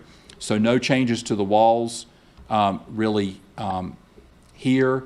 It would in the outside ones, it would take over some cubicle space that's being used by engineering now to build this office out. We do have some touchdown spaces, Mayor, that we mentioned earlier that are in an open area now. We may revisit that to determine if that's really the best place for them or what we need. This work area is existing. There's another cubicle area that houses engineering inspectors now. We could wall that in, and that could be a spot for our special projects manager or some other position that's needed to be in this building. It doesn't necessarily have to be. That was just a label that the architects captured on our list of positions. They assigned it to one, but that could be another planning or planning or inspections position, or some other position that we just deem appropriate to be in this building, but doesn't necessarily have to be next door to one of the planning or inspections staff. So I'll pause there and see if there's any questions. Not a whole lot of work in retrofit here, just in a couple of spots. Okay, Council, go ahead. That one plan or one position where it's not purple, it's white, that's existing, it's just not painted purple, it's not purple. It's just not painted purple. Okay. Yes, sir. Gotcha. Anything here? Oh, I'm sorry. Go Let ahead. me think. That is a spot, Mr. Singleton. The long-range desire and the staffing plan, and if Jeff's still on, he can weigh in. I think the long-range plan is to upgrade our planning tech position to a planner one position. So we drew it in but didn't color it because it's a future position, but it's a rehab of an upgrade of an existing position that is colored in. But you had the position for future staff, that one and a couple others. Yes, sir. Okay. Yes, sir. And again, this could easily become a planning staff person, and this could potentially work in another spot in the building. Any other questions about the first floor before we go upstairs? Hearing none? All right, we'll go upstairs now.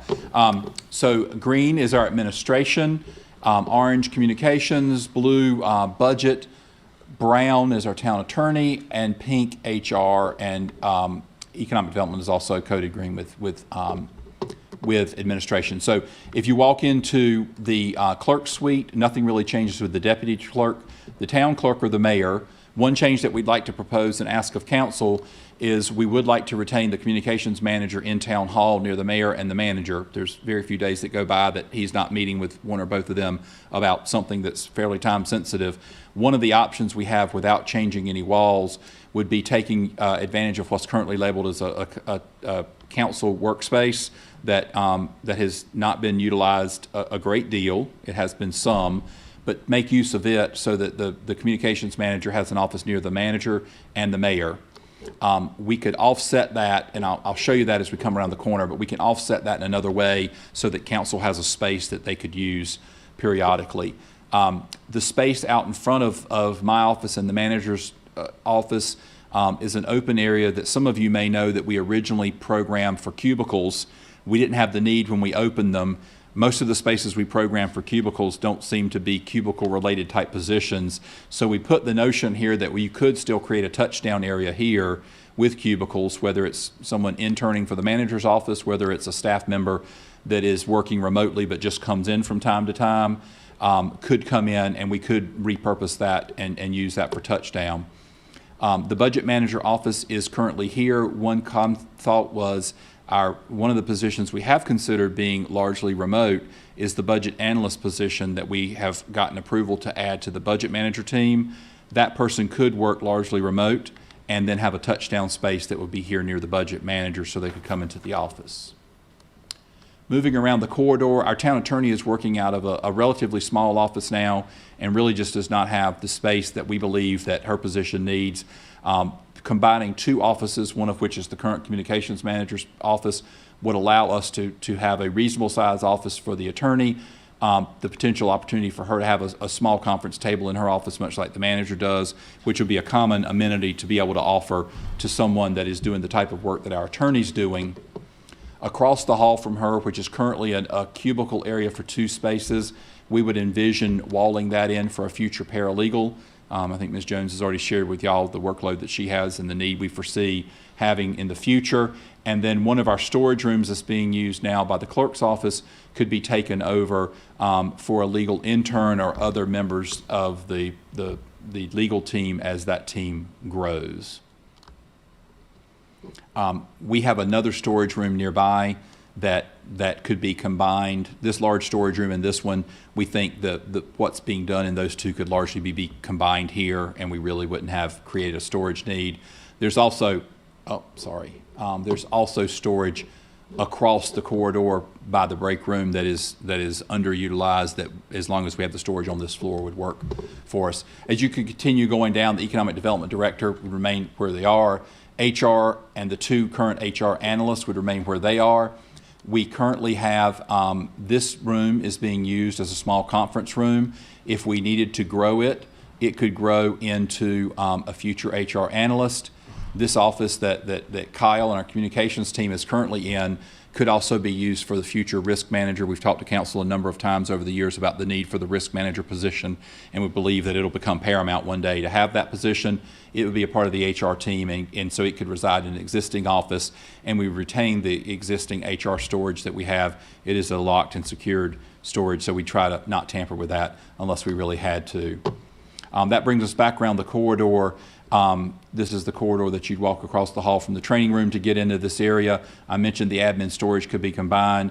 It leaves us with one office that we have here, and we believe that what we could do here is have a council touchdown space. We could repurpose that space over to here, or we could set it up as a small conference room that is reservable for the council should they need to have a meeting. So if council's amenable to that idea, we would just work to figure out what type of furniture council thinks they would most often use. But I think I've observed the handful of times that this room has been used, it was really to meet with a constituent, and a small conference table with 4 chairs could probably accommodate that need, but we could definitely take council's direction on that. So if I'm oriented correctly, is that space you're talking about there the place that Maria formerly had her office? She started out in that office, Okay. yes, sir. It's one that was designed to have a window to the lobby. Back to Mr. Singleton's point earlier, we originally designed this to be the administrative staff for Parks so that they could see the lobby if someone came in to transact something with them, and then Parks admin was going to be down the hall from them. We have since, upon Maria's arrival and initial use of this room, we have since had the window closed in so that it is a private space, so it could be used. So it would work for conference, or it would work for an additional office. And if council says, hey, we just really don't need this, there's the council conference rooms here all the time, then I would say that the special projects manager that's located downstairs currently, this would be an ideal location for that position. And then we would just work with council to book your council conference room that you already have next door to here, unless you feel like you need a touchdown or a workspace upstairs. Any questions about the second floor? Question, council? Okay. Any reaction to taking over and using what was designated as a council workspace for staff needs? I would say to council, certainly there could be times when you'd want to use, I haven't observed anybody using that, but the mayor's office could be used on occasion, and we could arrange a conference room for use as council wanted to do that. So just don't kick me out of my office yet, so it's okay. Only time I ever walked in is when we opened town hall. Sorry? Only time I ever walked in is when we opened town hall. I've never used it. It's got a We little, didn't need to begin with, but it's anyway. got little cabinets in there that you could store things in and stuff, so, I'll just get the key from you, use your office. yeah. Okay. Given that reaction, I may have answered my next question already, or you may have, but and you don't have to answer this finally right now, but would council see the need to repurpose this space into here, or with the ability to have the admin conference room reserved the council conference room, any number of conference rooms in this building, one up by finance that you walk by all the time and rarely gets used, another great place to meet a constituent possibly. Do you see the need for us to preserve this for council or conference, or would you say we could go ahead and plan on that being staff? I've used that one out there twice, Okay, and I never used that one once, so Right. That works. that works. Okay. All right. Council, okay, everybody, yeah, okay. Okay. All right. Thank you. All right. So that concludes our tour. Now we get to the real fun part, the budget for this. So the initial cost estimate, this is about a month old, so it's not as dated as some of the numbers we've worked with. But again, the costs of everything are going crazy on us now. I will say that this is prepared by ADW, and I think you may remember in working on this building, ADW's work as well as their cost estimates and everything else was pretty on spot, and we rarely had any deviations from it. We weren't in this unique kind of situation we're in with the cost of things, but I have a great deal of trust in the work they do and their numbers. So the Forest Hill building's construction cost would be just over $1 million as currently proposed. The town hall renovations, just under 200,000. Again, if you noted, there weren't a whole lot of changes. There were just some walls being added. Luckily, we ended up in almost every scenario where we did not have to make changes to sprinklers or HVAC to be able to wall in a space. That's often a challenge when you go from non-walled or cubicled areas. There's not a whole lot of rerouting and reworking of sprinkler or HVAC returns or ducts. And vents, so that helped us a lot. I expect this would climb a little above 200, but that's their current estimate. The site work and construction, they've got a little over $100,000. If we add any of the aforementioned parking, or if we run into some of the issues that we may, once we do more survey-based assessment of that drive aisle going through to the shopping center, there's a grade change there, and I think that the one thing I think we probably would want to make sure we add in here is analyzing any of the changes in grade and the grading work that would be done to connect those two together. They're estimating soft cost, which includes the architects and engineering fees, furnishings and equipment, and any relocation costs. They're estimating about $300,000. That would put the total for this project currently at about $1.7 million. Would, The information you sent us yesterday didn't include this stuff, it just included. No, I have everything it. I have a package that's the drawings and the cost estimate that we'll send after. fine. I wanted to send those so that Mr. Dellinger or anybody else working remotely could blow up these drawings and see them. And the set that has the pricing does not blow up as easy. So we'll be sending that out. No problem. I just want to Mr. make sure I didn't Dickerson will miss make on sure he that. makes a note on my to-do list that I don't miss that, but we'll send it to you. yeah, if this is approved, would this require any current staff to move, relocate during the construction itself, or is it anticipated everybody can function while this project is ongoing? We have not worked out the actual logistics yet, Mayor. In general, once we did the 109, the Forest Hills building, staff that's in this building and other buildings could move into it. That would free up offices for some of the folks that would relocate.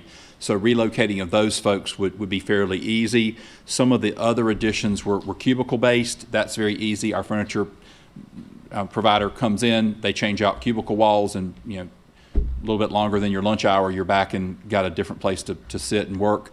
The areas where we would add walls, we would likely have to have a temporary space for folks to work.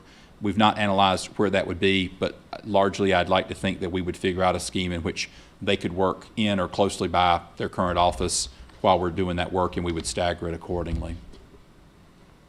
Okay. Questions, council? Get to next steps. We're ready, I guess. Just one question. I know right now, traffic coming in and out of town hall due to COVID and what have you is not what it has been in the past. But with all the changes we're making here, any citizen walks in the front door or a potential builder or business person, you walk in the front door and there's nobody there. I mean,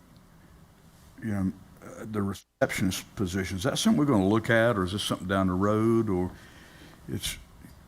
We've never discussed, we've not to my knowledge discussed having a full-time staff receptionist in a number of years. We had a volunteer that was sometimes helping at the counter, but it's not on staffing plan. If council asks us to do it, we certainly can. I think part of the challenge is being able to find meaningful work that person can do. That I understand, yeah. In the 7 3/4 hours of the day that they're not answering a question for a citizen is the challenge, because there's not that many times that we could certainly make use of them, but I don't know we could fully, so. Bill, I would observe that, I think if we found a volunteer person, that would be the best answer.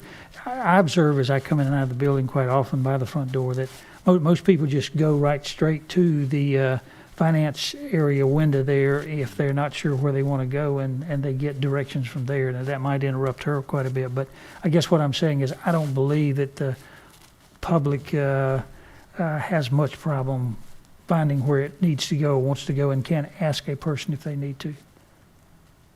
But if we had a volunteer person that wanted to demand that, and we did when we first opened, I think. And we had a number of people, actually, yeah, and I don't know if yeah. you remember that, but we had a group of about 3, one that worked more often than others, but we had, I think, 3 or at one time, maybe even 4 that cycled through at various times, peak times during the day.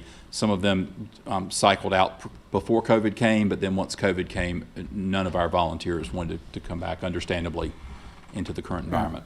And this could be a year from now, but as the growth comes and things we do, you know, and this person could be assigned additional duties in the meantime, but this is something we need to probably look at down the road, not too far. Once COVID's gone and what have you, and the traffic starts coming in, it's good business.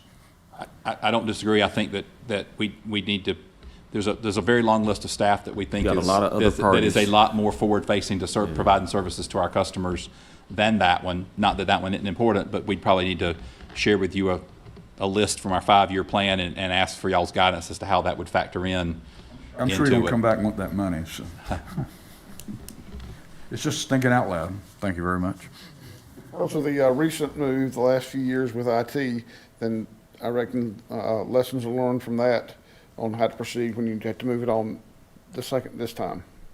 As far as the servers and everything, Yes, sir. things they learned from moving from the old town hall to police. Yes, sir. I'm sure that they've got some experience with that, and anything that they learn from that they can improve upon will be helpful. Yes, and fortunately, we have a larger staff and we have equipment that's in better shape probably than the ones that we had to learn how to move out of the old town hall. So I think it would be all around, even though it's a bigger job, I think it would be an easier move to make. One thing I was going to mention before the day was over that I'll mention in partly to response to Mr. Matthews' point. One of the things that we are moving forward with is, after a number of years of working on it, we have made a selection for a provider for automation software for our development services team. And it's a project that's taken a long time. We had to put it on pause a couple of times for various reasons, and then again for COVID. But with the help of Maury Howe and Eric Rucker, taking on sort of project management roles and working with our staff, working through all the vendors, we have made a selection. We're working on negotiations with the provider now. But to Mr. Matthews' point, one of our goals in doing that is, while we always want to be available and open to the public, some of the trips that are coming to our counter are coming simply to drop off things. Those folks know where they need to go. They could always probably use some help. But what we hope is that as we roll this automation software out, some of the folks that are having to make a trip to town hall would no longer even have to come here to do a permit. You know, there's a citizen portal or customer portal that will be forward-facing for everyone. So a developer turning in a set of plans, but also a citizen applying for a fence permit. If you choose to use it, you could do all of it from the portal, and then we'd be able to automate the processes on the back end. So it's going to take a little time to get it implemented. It was one of the things I wanted to get done when I first got here, and we literally made the decision on my 7-year anniversary. So it's an accomplishment. It took longer than we expected to do it, but we have that in the works, and so we think that will help with the customer experience for people coming to the building or not having to come to the building.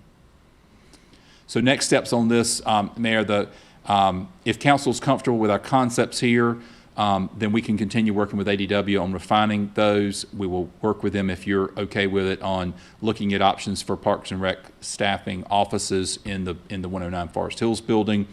The other thing we can do is, if you want us to, we could also work with our staff, as well as, if we need to, the architects, just to see if there is any minor work that needs to be done to the bank building for us to move forward on using that for record storage. I think it would be minimal, unless there's another use you want us to include there. And we could just use the work on this building, since it's next door, as a reason to go ahead and move forward on that.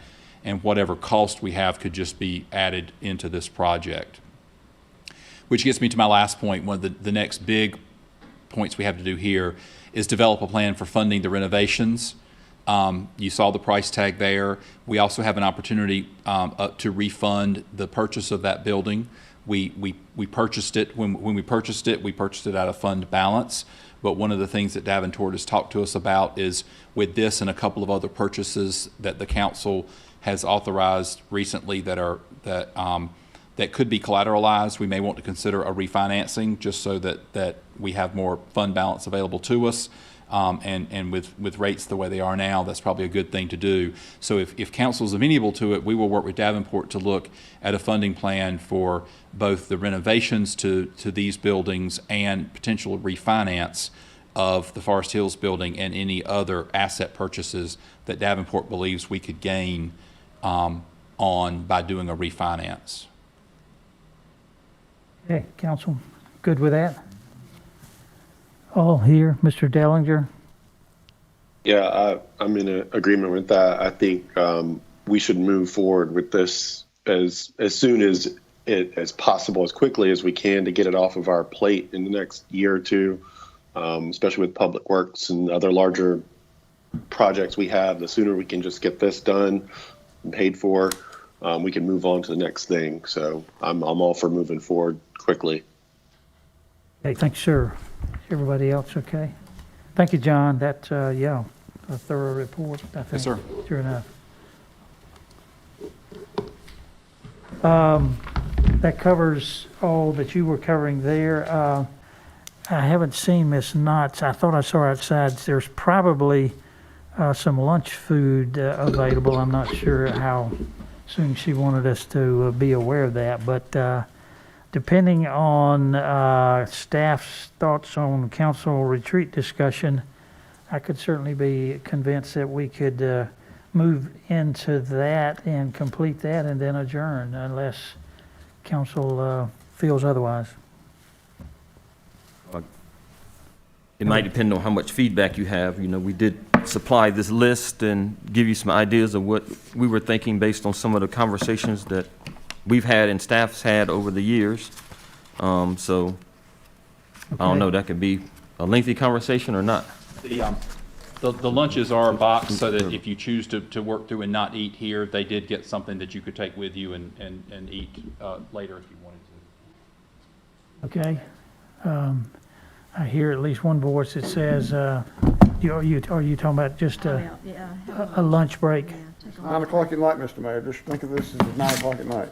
Yeah. Okay. Our break. All right.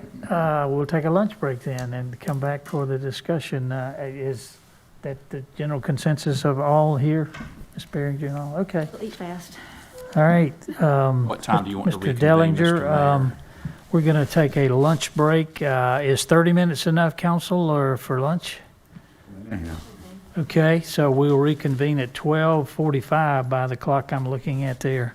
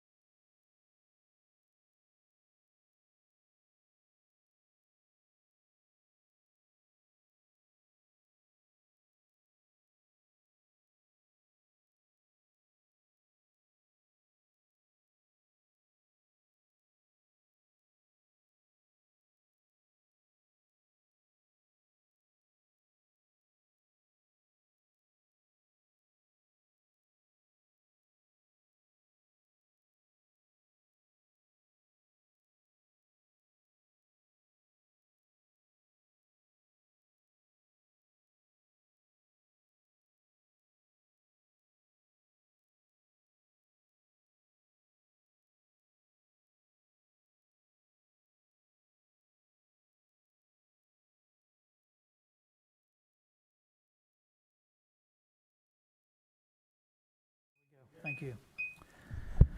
Okay. Okay, I declare our council session to be, or council meeting to be back in session. And so we will resume our agenda, which has essentially one item, and perhaps at the end, if there is any add-on, we'll consider that. But, council retreat discussion, the town manager and I and the assistant town manager from time to time have had a few little brief discussions. So the manager is prepared to lead us in this topic here, and most of you are aware of the email he sent back on the 7th of January with staff topics and initiatives, so I'm sure that'll be some basis of this, but this will be an opportunity for us to both, I guess, confirm where and when. Well, the when is pretty much there, but topics that council has a strong interest in. So, Mr. Manager, I'll recognize you at this time. Yes, thank you, Mr. Mayor. Town Council, yes. About a week ago, I sent out a memo that listed some topics, and basically last month the staff had a department head meeting, and we did some brainstorming using the whiteboard, flip charts, and just had staff list all the different topics over the last year or however long that they felt like they needed some direction and guidance on from council, or needed some type of visioning or some type of just budget or anything that needed to be talked about with public input or anything like that. And so we started listing items and just put them on the list. And then as we went on, we started categorizing for things that we felt were appropriate for a council retreat. Some things may be more appropriate for a work session, and then some may need to have a special meeting, just like we had one or having one now, pertaining to Parks and Rec and Cultural Resources Park Planning. So as we begin to put the list together and kind of put like items together, some themes started to emerge there that are, I think, really right in line with some of the things that council's had on its mind for a little while also. And first and foremost, in everybody's mind is growth and the impacts of that in Garner here. And then economic development vision. We've done different things with economic development, as far as incentives. We changed our policy. We've done different things to attract business and industry here. There's some other things in the toolbox, as Joe would say. And then so having to talk about that, some conversations around what's the next phase of economic development look like for the town of Garner. And then one thing we continue to talk about is housing affordability and what that looks like, and the many different facets of housing. When you talk about affordable housing, workforce housing, and then housing, new development, and how does housing affordability fit in new development that's going on in Garner. And so we came up with these lists here that you have. You should have a copy of this in front of you, of council retreat topics, what we feel are good council retreat topics. And under each one, there's some subsets. So especially when you talk about growth, the community look and feel is one item. So, how does the council, want the town of Garner to look and feel in the next few years in the future? So I know there's been a lot of discussions about how the town should look, how much growth we should have, what that growth looks like. But we feel like, it might be a good time to set a council-wide vision, get some consensus on that. Part of that will be updating our strategic plan and updating any initiatives and visioning statements in there. And then the staff would use that to come up with tasks to develop a work plan. And then also the comp plan refresh, although it doesn't seem like it's been that long since we did it. We continue to maybe tweak it here and there and look at different ways of doing things. So is it time to kind of reflect on that and come up with a new updated vision for the comp plan?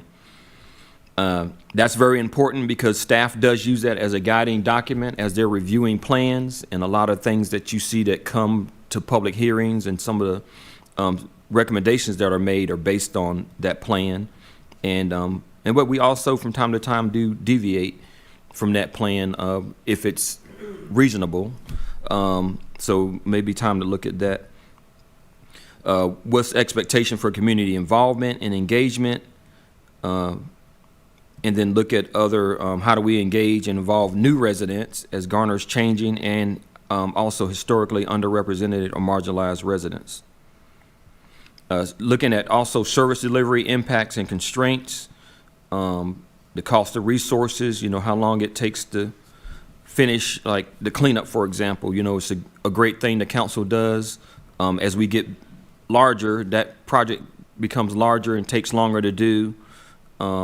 There's also facility needs we need to look at, programming as we grow, what different programming might we need. And then the other thing that we continue to hear about, and we all know comes with growth, is transportation impacts on some of the growth we have. What improvements might the town make? Where do we need to try to seek leverage DOT funding? What things, will carry over into the land use development issues, and then also, refreshing the transportation plan. What does that look like to staff? What does it look like to council? Where do those things merge? The two different viewpoints merge.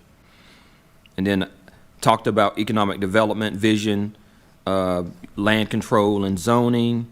Do we want to be proactive? Some communities, buy land and offer that up to the potential business prospects, knowing that there's going to be, a big return. It could take a while, but eventually it'll be a big return. Site study and utilizing GDC. They're doing a site study. Their results that are due in the next month or so. Where do we invest for economic development, and how best do we use economic development nonprofits? I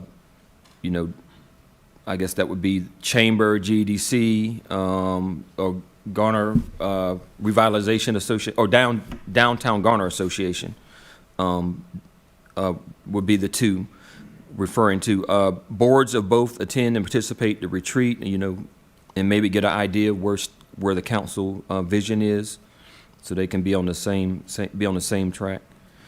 And then talked about housing affordability as a retreat or a special meeting. We talked about it at the council retreat, probably, was it maybe four years or so ago, was one of our big topics, and we have some folks come in and talk about that and the different definitions, and kind of having a shared common definition of what that meant. So it's time to refresh that. I mean, things have changed a lot since we had that conversation. This area is, an affluent county, and the mean cost of housing is going up every day. So what does that mean for workforce housing? And then the supply is, there's a big demand for the supply. They're saying can't keep up with the number of folks that are coming here. So what other tools do we look at to address that? As far as zoning, one of the big kind of buzzwords now is tiny homes. I don't know if you've seen that on some of the TV channels, but folks are living in smaller homes and not trying to put all their, kind of life's earnings into a house. Just need somewhere to lay their head. Or dwelling units, accessory dwelling units in backyards where you build a garage that may have a, living space above that could accommodate, in-laws or, other families or whatever. And then how does, incentives and investments play into that, as far as, how do you incentivize developers to put in more affordable housing into their projects? We don't have the mechanism here in North Carolina to force them to do it. There might be a way to incentivize it and have them voluntarily do it if we can, have them see the value of that. So that's what we had for the council retreat topics. I'll stop right there. I'll see if staff has anything else to add to any of these or anything that might need further explanation. Either John or anybody that's on. Yeah, I was going to ask you to pause right there, yeah, and I'll be happy to hear from John. I want to get council involved fairly early on, but just a logistical thing. I believe we do have a facilitator that's confirmed for the retreat. Is that right? School of Government. We're discussing a facilitator, and we'll be meeting with her. So we just got to work out some of the particulars, but we'll see. Right. Tomorrow will be the first preliminary meeting to talk Right. about our plans. Okay. So hopefully All right. that'll work out. All right. But just on these items here, and John, I'll get to you in a minute, but I'd be happy to give council an opportunity to weigh in at this point. I think it's a good list, timely projects, but what say you? I'll start with Mr. Singleton if he wants to weigh in at this time. Well, having read both this page and also the following page, which has some other items on there that we need to discuss, that can be done in a work session or a special meeting. We've covered a lot of topics here, so I'll let others comment. Okay, thank you. Ms. Behringer? This looks like a good and thorough list. I would like to propose that we add to it or somehow go back and look at our outcomes from last year's retreat and what we said we wanted to do going forward. I neglected to do that and look it up today, but if we can have that information as to what we determined last year that we wanted to do and see how it fits into this new agenda. All right. Mr. Vance? I would just echo what has already been said. Looks to be a pretty full agenda of topics, and I have nothing to add. Okay. Mr. Dellinger, you there? You were muted a minute ago. No, you're good. Yes, and can you hear me? Yeah, thanks. The only comments I have, in December, the Parks and Rec Advisory Board did a tour, sort of a field trip of the parks in town, and it was really helpful as we visited those parks to kind of update the whole board on what was going on and help visualize kind of what the plans were for the spaces. And I think it would be a good use of council and staff time if we spent part of our retreat, maybe just half a day, doing a field trip and kind of going to different parts of the county. I think Jeff probably has a good idea of where some good things are happening and bad things, and kind of look at some projects that are best practices, some worst practices, some planning that's going on, particularly with regards to downtown Raleigh and its development and the Downtown South project, just general things that are happening in Southern Wake County. Also looking at Cary, downtown Cary. Cary also has several, we always talk about how we don't want to be Cary. There are several mixed-use development projects going on in Cary. There's one right off of 40, off of, where is it? Carytown Boulevard. It's called Fenton. It's this huge mixed use on about 60 or 70 acres. And maybe even go out to Wendell and look at Wendell Falls to look at that type of development and some good things. I think we've incorporated, some developers have come and incorporated some of that stuff with the rear load and things like that. But I think visually seeing what's going on in different parts of the county will give us a better idea of what we can actually accomplish given our proximity to downtown Raleigh and just place in the county. I'm really it's a little frustrating in that the most innovative project from a land use standpoint, community engagement standpoint, long-term benefit standpoint has been the project that's going up in downtown, which is a project we control. And the government should not be doing a better job at this than the private sector. So I think it would be helpful to do sort of a half-day kind of loop tour, pick out some very specific locations to give input, maybe get out and walk around some of these places. I know Hillsborough Street has some really good mixed use projects, and that's 2-lane road. Granted, it's near university, but I think it helps us get a better feel for what's possible on land and what's trending in this county when it comes to land use. Because I just don't think we're getting the best projects to come before us. And that's just my observation driving around the county. And I think it'd be helpful for the council to see it and for staff to give their feedback on what they're seeing and what is possible here in Garner. So that's just my recommendation to help kind of reset where we are as a town and our potential going forward. Okay, thank you, sir. And just I guess a quick observation I would make, Mr. Dellinger, is that obviously would be something that the council has not really talked about or done before. I think a lot of good can come from that. I would observe that I think it would require a little more time and planning just for something like that. That's maybe outside the scope of what.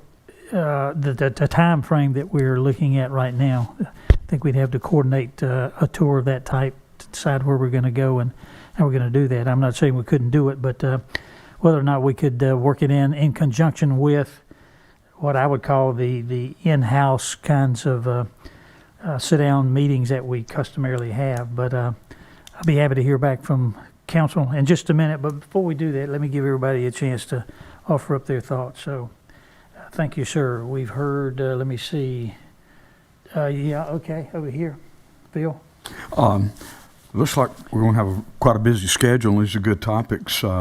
Whoever our facilitator is, I know they have a job to do, but sometimes they can, we need to kind of manage them a little bit because they say, they want us to do bonding and things like that, and I think we'll get along just fine. But before we can stay more focused on our subject matter, because that time is limited, like the mayor said, and we want to get the best bang for our buck. So whoever our facilitator is, if he or she knows, we really want to focus heavy on the topics, so we can, at the end of it all, we've covered everything, I guess, because we don't get this time but once a year, and it gives staff a chance to plan, and we get a chance to get on the same sheet of music. So I just want to make sure our time is wisely spent with our facilitator. I don't mean anything in a negative way. Please don't take me wrong, but when we focus on subject matter, that would be great. Well, Mr. Matthews, part of the process that we go through is that the facilitator never adds anything to the agenda.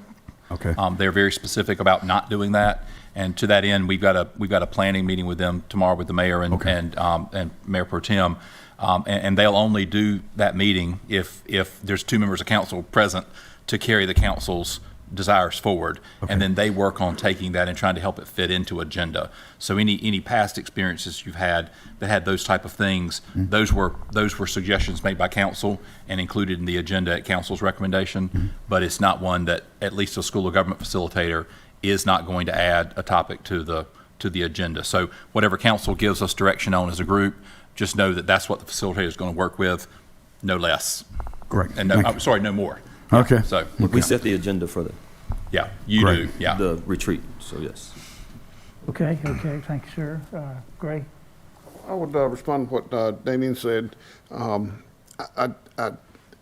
afraid if we did all the places he wanted to go, it would take all day, not a half a day, but it's a good idea. What I would suggest is that when we get, you mentioned Wendell Falls being one, Damien, and the other one in Cary, I think, what'd you call it? Fentanyl? What'd you call it? Fentanyl. I didn't know. First time I've heard it. Well, I asked. That's a drug. I don't know what it is. Fentanyl. Well, I asked. Anyway, and ask and give us 4 or 5 locations to go by, and let's go see them on. I drive through Wendell Falls all the time, so I took the month ago. I had to have some help for my son helping me, and we drove through. He said, I said, do you know what these alleys are? He said, no. So we rode all back through there, and I showed him all the alleys and why they did the back parking and all that, and asked him what he thought and so forth and so on. But give us those lists and let us go out there on our own, and for the retreat, we need to go see 3 or 4 of them, or 4 or 5 of them, or whatever on our own. Just drive through and get an eyeball on some of these things and how they're developing. Taking a tour sometime is a good idea. I just don't know if we need to do it the same day as the retreat, because I believe it would take it too much time, and I'm getting all of us in and out of the same vehicle or vehicles, or having a train of vehicles just would take some time, I think, before the retreat. But I think if you tell us where to go, I'll go and look. Yeah, Yeah, I like that idea a lot, actually, to have sort of a list of maybe 4 or 5 spots that everyone should kind of look at and take some notes on. Yeah, it's possible, just touch points on this impressed me, I didn't like this, or just to be, because I think there's a lot of stuff going on that if you haven't been to certain parts of Wake County in 3 years, they're totally different than they were 3 years ago. So I think that's actually a good idea. Okay, yeah. Was that it? Did you have Yeah, I anything just else? wanted to follow up, because this suggestion was a good one. Maybe Okay. we'd kind of do some of it on our own. Okay, all right. Let's see, have I heard from everybody?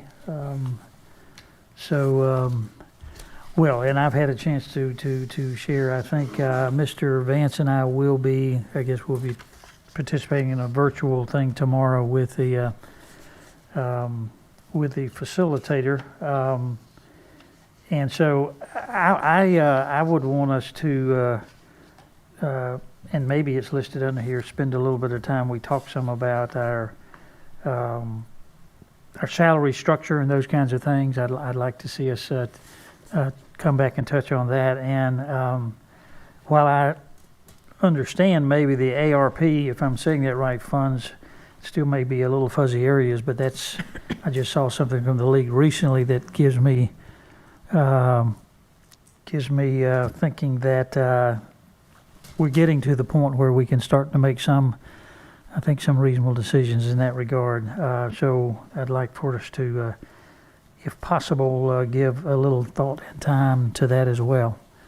And of course, the bond issue and the matters related to that, and maybe that's on the second page. Is that right? Or It is. There's several other topics. okay, yeah, I don't want to get ahead or behind that. So, at any rate, now would be a good time if we've heard from everybody, to hear from John on the second items there. Is that right? Yeah, a couple of comments about some things that have been said. Yeah, I think the field trip is a great idea.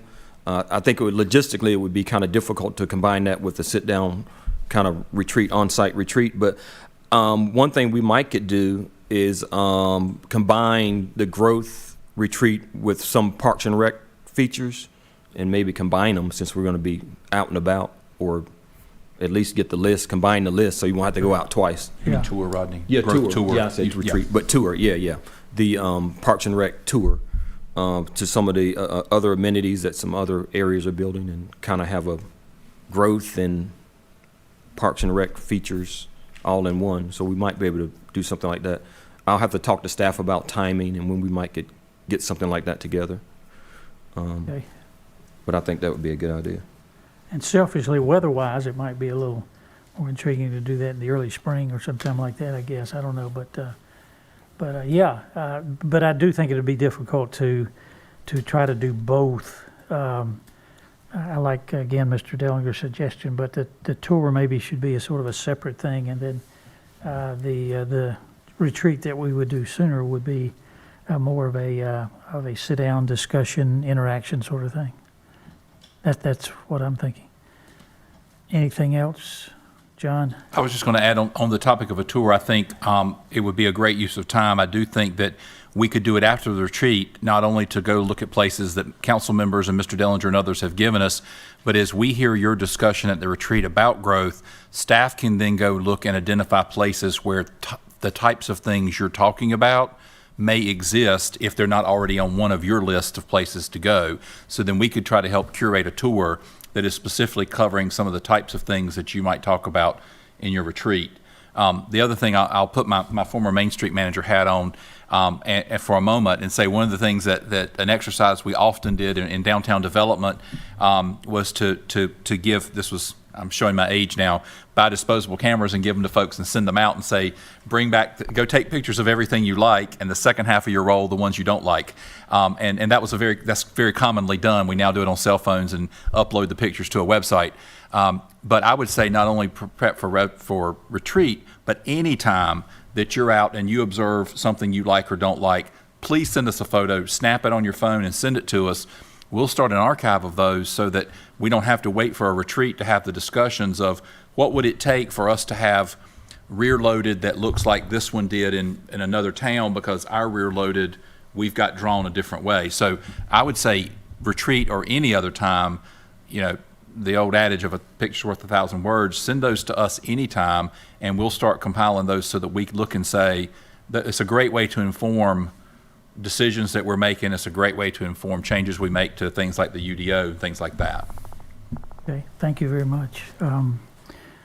There are some staff members here. I'd be happy if any number of those who are maybe participating in that, they're certainly welcome to, if they want to surface any ideas or topics that they think would be timely. Anybody from out there? I see several of you. I'll give you a few minutes if you want to come up to the mic and speak to us. Mayor, while you're giving them time to do that, I will just reiterate something that Rodney said. The list you have in front of you is a list that the staff developed. So this is not a list that the manager's office developed. This is actually a staff list. So some of the reasons they may not be coming forward is many of these words are directly from the leadership team that are only a few weeks old. So don't take their lack of participation as not wanting to say things. But we literally took these words from their exercise. We compiled them into categories, but then sent them back out to the team and said, please scrub this, vet this, and tell us if any of your thoughts weren't captured. So before you received it, they had they created the list. We organized it a little bit, but it's the staff's list. Yeah, thank you for that, John, for explaining that, and I want to thank the staff for time spent in that regard. I think it's important that the council and our directors and staff have an opportunity to have input. Certainly, we shouldn't sit here and feel as though we're dictating the entirety of what is to be discussed, but we need your feedback on a regular basis, and I personally appreciate hearing from you. Okay, nobody at this time, but we're seeing a lot of your feedback on these pages here, I suppose. Anything else from council at this point in time? At this point, we would anticipate, I guess, in terms of time frame, a day and a half type retreat, and maybe I'm influenced by the time frame we've had in the past. We have 2 days, but we typically finish up in about a day and a half, day and 3/4 or something like that. Yeah. But yeah. Yeah. And in terms of, I'll just hit a few little specifics. Location. At this Still point, working on that. One of the locations we were hoping would be available is no longer available, so we're looking at locations now. We haven't nailed that down yet. Okay. Hope to in the coming weeks. Okay. Could be here. And it's a matter of whether we want to stay in town. Are you okay traveling a short distance? In the past we've had it in Raleigh. We've gone to other towns and used their facilities. With COVID, I don't know the availability of some of the places we've used in the past, but we'll take a look at some of those. Obviously, I say obviously, we're talking about having an in-person retreat with the option, if there are council members who are not comfortable participating in person, we'd make that available. But I suppose we are anticipating a facilitator would be an in-person facilitator, is that right? Yes, I believe so. We'll have to have that discussion with the facilitator tomorrow. I don't know what restrictions they would have. But yeah, I think we're talking about an in-person retreat because trying to do something electronic may limit the types of facilities we might be looking at.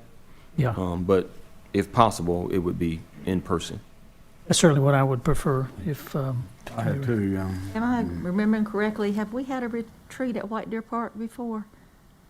We have. I think we have, yeah. Yes. Remember uncomfortable seats? Does that ring a bell? Find out how bad the seats were. Yeah, never mind. And then the size, depending on, how much staff may come or whatever, might not be amenable in public.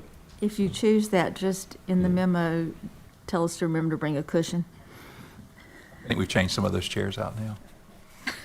Okay. Mr. Mayor, currently the facilitator is planning to be in person and will be unless they are put under any travel restrictions. And so there's currently none that are keeping them from being able to travel to do on-site facilitation. So we'll talk more about that as the manager said, but that is currently the plan for the facilitator to be in person. Okay. That could change at any moment from the organization they're with, but you just never know. But And if we do have to either decide to be hybrid, setup, or at the last minute have to make a change. As Rodney sort of alluded to, just keep in mind that that may cause us to have to do it from here simply because of the AV that would be required, especially for a hybrid one. You may remember last year's was totally virtual. If we did a hybrid one, we'd almost, I think it would be it would be best to just do it from here as a fallback, just so we can control all the AV that's required. I would agree with that, yeah. But, Who's the facilitator? You said School of Government, but that doesn't. Yeah, are we okay mentioning her name? Yeah, well, yeah, we're currently working with Margaret Right, I just Henderson. wanted to make sure. Margaret has not facilitated with us before, but she was recommended by Lydia Altman, who has facilitated here a number of times. She was very interested in getting to know our community better, and some of the topics we talked generally about the kinds of things with growth and so forth. And so Lydian prepped her on the background from her last two retreat facilitations with us, and recommended that Margaret would be good to work with on this. okay.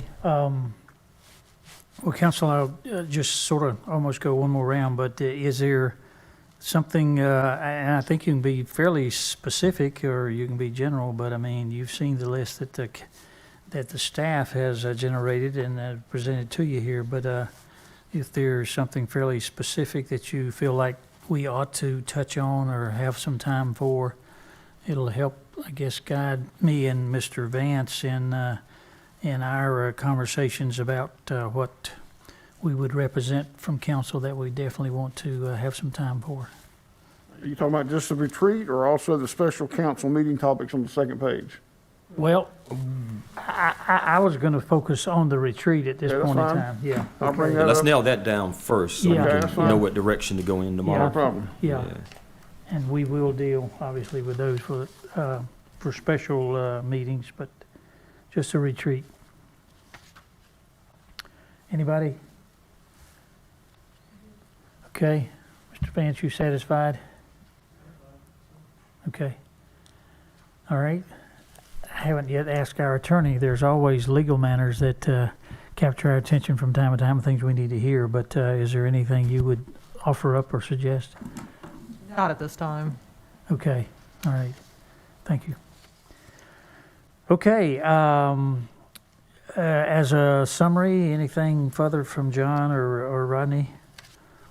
Well, we just go into the next page. Okay. But I think we got the direction we needed for the retreat and can give the facilitator some instructions on how we want that to be done, and then just to give staff the opportunity to start preparing some material for the retreat. So I was just going to talk about the next page, or I clarify one question. Yeah. One recommendation under the economic development visioning that we thought was important and staff did was for us to potentially, for that segment, include board members from the two economic development nonprofits.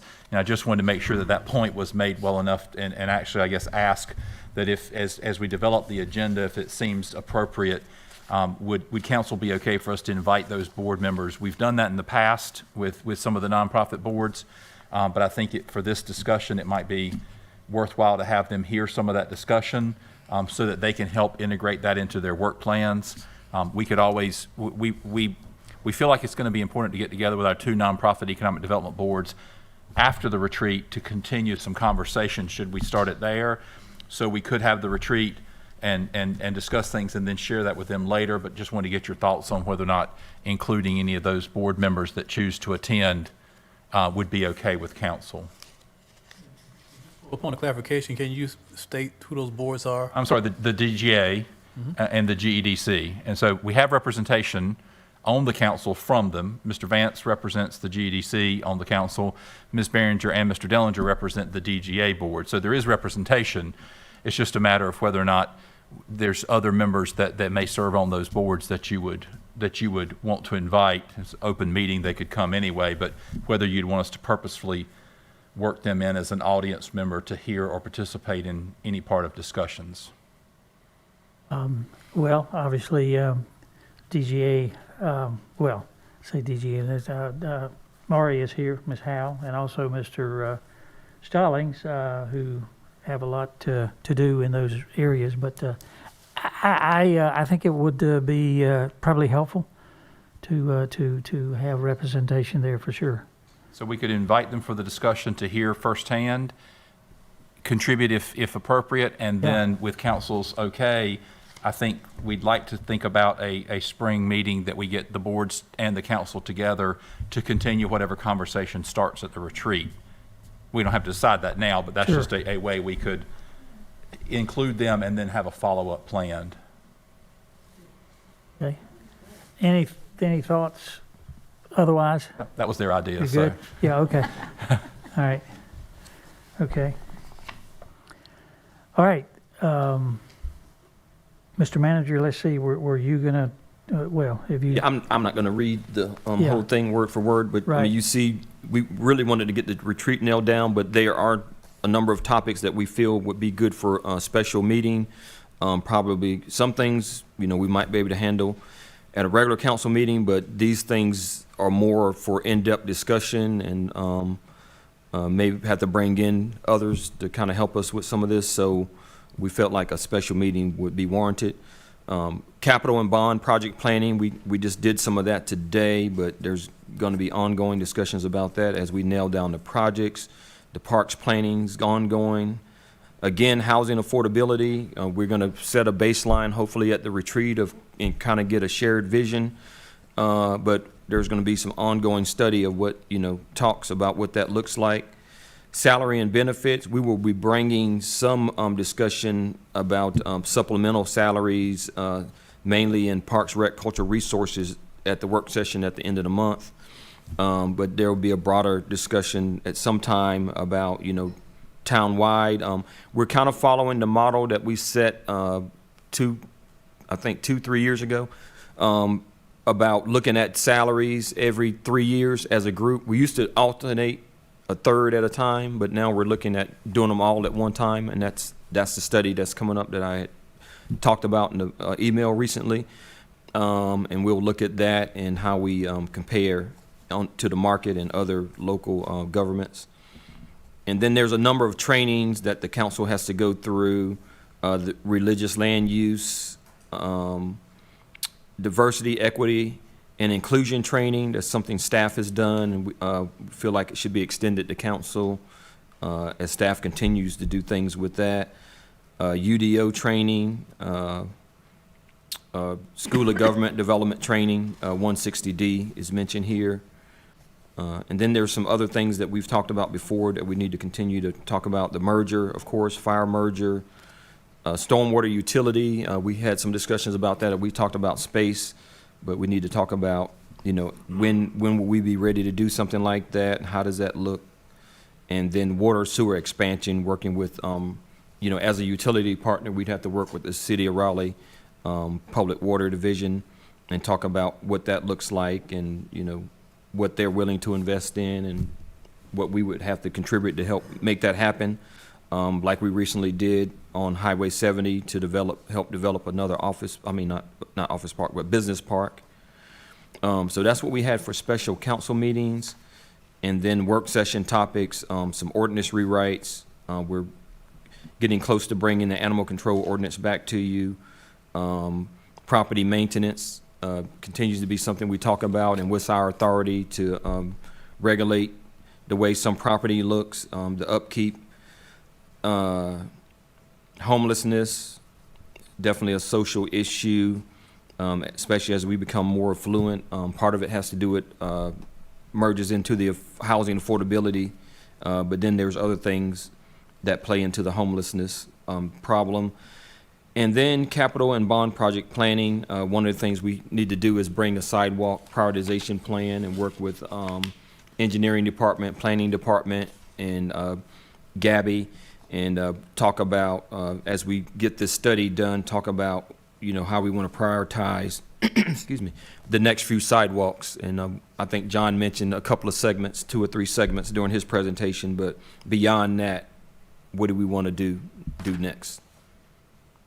So, remind me, have we, I should know this, have we established a date firm, or are we talking about a couple of dates? for the retreat? For the retreat, yeah, it's February the 17th and 18th. That's right. Yep, I knew it was. And let's see, will our new assistant town manager, trying to remember when she's coming on duty. Yeah, She'll be here. here February the 2nd, so she Okay. will be able to She'll be attend the available and retreat. part of this. I think that's a good idea. Yeah, Okay, 17th Yes. and 18th, you said? correct. Okay. Mr. Mayor, I was sitting here looking at the agenda for the retreat as well as these topics here we were talking about, and seemingly housing affordability and what have you seems to be a big topic everywhere. And, we could sit around and talk about, but I like to see us, it could be from the Wake County Home Builders Association or somebody that has got a good handle on the pulse of Wake County. Maybe invite them in and give them 5 or 10 minutes to give us an update on our retreat to what's really going on in Wake County, what's the issues with housing affordability, from somebody where their feet and hands are on the ground with the experts, and give us that kind of feedback so we'd know it firsthand. And it could be from Wake County Home Builders or such. Don't have to be a local real estate, but somebody's got a good handle on this and probably bring us some numbers and tell us what the issues are and what they're trying to do about it, or where are we at with it. I think it would be great to include them, Mr. Matthews. I think, and my Home Builders Association friends can scold me later for saying this out loud, but I'm going to. I think you'll get a portion of the picture, but you're going to only get it from one perspective. And so I think if you do include them, which we've included groups like that before, then I would suggest that we have the folks that are actually facilitating how affordable housing is achieved, not just the folks who are building it because they have different reasons for why they're building certain things. So I think we would want to blend anyone that's representing a development interest also with the practitioners like Wake County's community development organization that is actually sort of leading the plan for the county. They're working with people like HBA, but I would just observe that if you did that, you'd want to make sure that we've got representation that is helping the whole picture. And I'm fine with that because it gives us a clearer vision of both sides of it, and is there a common ground we get to work with or something, So I'm not by any means saying it's got to be them, but I like to have the people in here so we can get a good vision of the issue on both sides. And whether it'll help us down the road, I don't know, but at least we'll know what it's about. And one thing that council's already told us we could move forward on was starting to think about using ARPA funds to do an inventory and study. And so unfortunately, the timing is such that we won't be able to have that started really by the retreat. So one part of the way to look at the housing affordability discussion at the retreat could be continuing a discussion about what do we want to see in our own plan, and that could help inform us as we finalize a scope to put out. So we could present what other communities have included in their plans. We've collected all the local ones now. We're looking through those, so we could and other communities could share what they studied in their plan and in their inventory, and we could then use some of that discussion time to decide what do you as council want to see in your study that you do. Sort of, and Mr. Dellinger may have something you want to say. I'll get to you in a minute, sir. Sort of in line with, having other folks come in, I guess many of us had hoped that by this time we would be well beyond COVID and things related and so forth. Do either one of you see any benefit in having a medical director or folks from Wake County who's sort of taking the lead in terms of positions that we don't have and giving some guidance and explanation there? Would there be benefit in having a 30-minute presentation or session and question and answer on that topic? Might be good for a work session if we want to get an update on the COVID picture in the county and what's going on, the metrics. Is that what you mean? Yes, I guess that would be the way to say it. I mean, yeah, we could have someone come. I think that would be appropriate for like a work session update in the past we've had someone from the county come in and talk to us about. Would that be like an actual medical professional or somebody like Andy Curtis? Because we get updates from her on a regular basis. I would envision it be somebody from the Wake County Public Health division or department, and that can speak. We have calls, manager calls, and we get some of this data, and it normally comes from public health.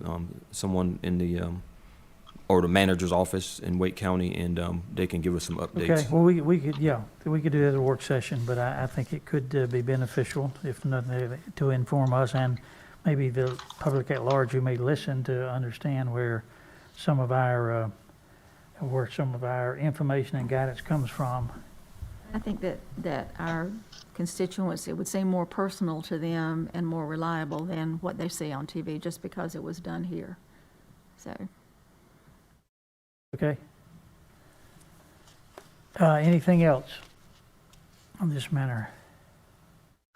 Mr. Mayor, I was just going to comment on the Yeah. Affordable housing and getting input from multiple sources. I believe Wake County has started an affordable housing task force, and I think Vicki Adamson has her hands in that. She may be willing to talk from a county perspective on what their goals, objectives, and maybe some projects they're working on. It also might be helpful from a municipal level to find a municipality that's actively doing some projects, whether that be Raleigh. I know Apex has started looking heavier into it as well, and I think Cary has too. And then maybe a couple of the practitioners, Habitat, which we have a lot of familiarity with, and I know Passage Home too. So I think having all those voices, the builders too, we need to hear their perspective on what their appetite or what would incent them to partner and participate in any efforts we have, or how they're participating with efforts other government entities are doing. So I think it's good to have all those voices sort of give us our bearings on what's going on in the county. I think we've talked about it before with the ARP funds. We don't want to be reinventing the wheel where we don't have to, and having the right partners at the table will help us kind of figure out how we can best use that money and address some of these problems. So, Okay, thanks, sir.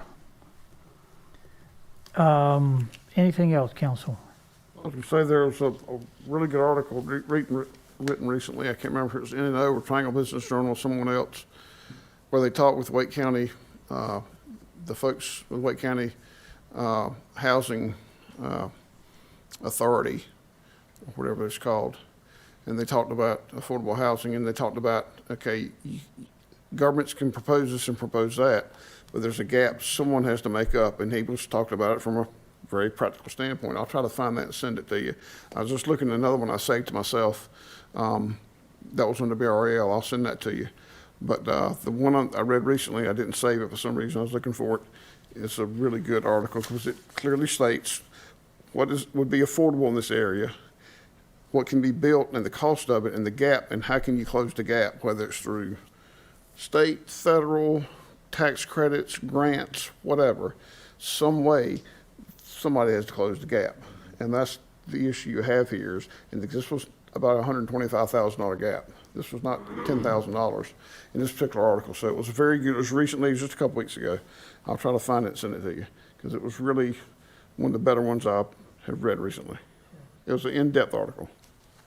Just to piggyback on what Mr. Singleton just said, also density helps that because the gaps get smaller, the denser and more vertical you go, you're concentrating and you can get those gaps a little closer and smaller with volume. So. Okay, thank you, sir. Thank you, Mayor, Rob. could I ask a follow-up, sort of to everyone, but specifically to Mr. Dellinger's point about having all the folks present? Do you envision that being presentations at the retreat and help inform what we might put in our housing inventory and study, or do you envision us getting started with the study and then once we have some results, having those folks come in? I think either way is good. I just want to make sure I understood what you were talking about. I think it might be helpful to have, even if it's just 10 minutes apiece, it gives us the chance to ask them kind of specific questions about, well, how did you do this? Who did you partner with that? And kind of do that as a group and kind of shoot through it very quickly. Again, giving everyone 5 or 10 minutes on what they're doing specifically can help us figure out who the partners are and how they're utilizing these different and engaging all these different partners, the private sector too. Half an hour for all 4 or 5 of those would, I think, be very useful for us to be able to tap their knowledge very quickly, and for staff too, and build relationships with them as well. So okay. So if we did that and then also had a summary of any of the other local studies that have been done that aren't represented in the room, then we probably won't be able to do it all at the retreat, but we could possibly set up a follow-up with council to have a discussion specifically around what you want to include in the scope of this work that we're going to fund. Would that be an appropriate way to follow it up if we can't do it all at the retreat? Yeah, I don't think we'll get on all of it, but I think with the amount of money that we're going to potentially be investing in art funds, it's going to take multiple stabs at everyone getting up to speed. So, I think before the retreat, kind of getting some information to council on other projects and programs that other municipalities maybe already are rolled out, their studies, kind of so we can read that beforehand if we so choose, and then sort of having that Q&A at the retreat, and then we can continue on with our study stuff. And I think we'll get a lot of good information out of those conversations that'll help us direct our own study and help us prioritize the things we need to prioritize, because every municipality is different and has different challenges. So I think it'll, like I say, as long as we're talking about it, the timing and order of it doesn't make much difference. Okay, great. Thank you for that. Okay, council, anything else? Mr. Manager, anything else? I don't have anything else. Okay. I don't know if Attorney Jones wants to talk about any of the items in there in particular, but I don't have anything else. Okay. Mr. Singleton, was there something else you wanted to say? I'm glad that we're going to be talking about, I think Maria's going to be bringing to our January work session some issues for supplemental help and part-time workers in Parks and Rec, because that's an issue that they're facing. And as I understand, Raleigh and Care are evaluating and changing some of their hourly wages right now. So we're going to have to work and be on top of that as best we can. Thank you, yes. And it may be too early yet, and I don't want to pick on Maria, but now that the rec center's open and I've had a chance to go down and use it some, maybe at a not too distant date have our parks director come in and just sort of give us an update on figures and statistics of how the facility's being used and so forth. I know they've tweaked the applications and the times and those kinds of things. So I'm excited about the nice building we have there and how it's being used. So we can get back to you on that one. Okay, thank you. All right. I think we have finished up everything. I don't want to adjourn before everybody is satisfied that we've covered this sufficiently. This will be an important part of our work that we do as a council, and I'm excited about us doing it. I would bring to your attention, I saw this at my desk here, so did all of you get one of these? Okay. So this is this year's version of it, I guess, right? And The audit, yes, and there'll be a presentation. It'll come up at our next meeting? Yeah, Tuesday, yep, next meeting. Yep. Okay, all right. All right. Okay, I think if you're ready, I think we can adjourn at this point. Is that right? Okay. Good. Anything, John? Mr. Singleton had a point earlier when we were on retreat for the later list, and I just wanted to circle back and make sure whatever that point was. I don't remember him bringing it up, but Point okay. right there about we're going to be discussing Parks and Rec sooner rather than later. Great. I just wanted to make sure that point got covered, whatever you were thinking about. All right. Well, let me, again, I want to thank council for, taking time out of your day to come for this special meeting. And I think it's been a productive session and time, and I appreciate so much your observations and your participation. So we'll continue to work closely and together for the benefit of the town. That's what we're all about, I think. I'll entertain a motion at this point that we adjourn this meeting. So moved. Second. Okay, all in favor, please vote aye. Aye. Is there any opposition? Aye. No? Yeah, okay, thank you, Mr. Dellinger. All right, I declare this meeting adjourned, and we will see you at our next regular meeting, which is Tuesday. Tuesday, I believe. Yeah, Tuesday.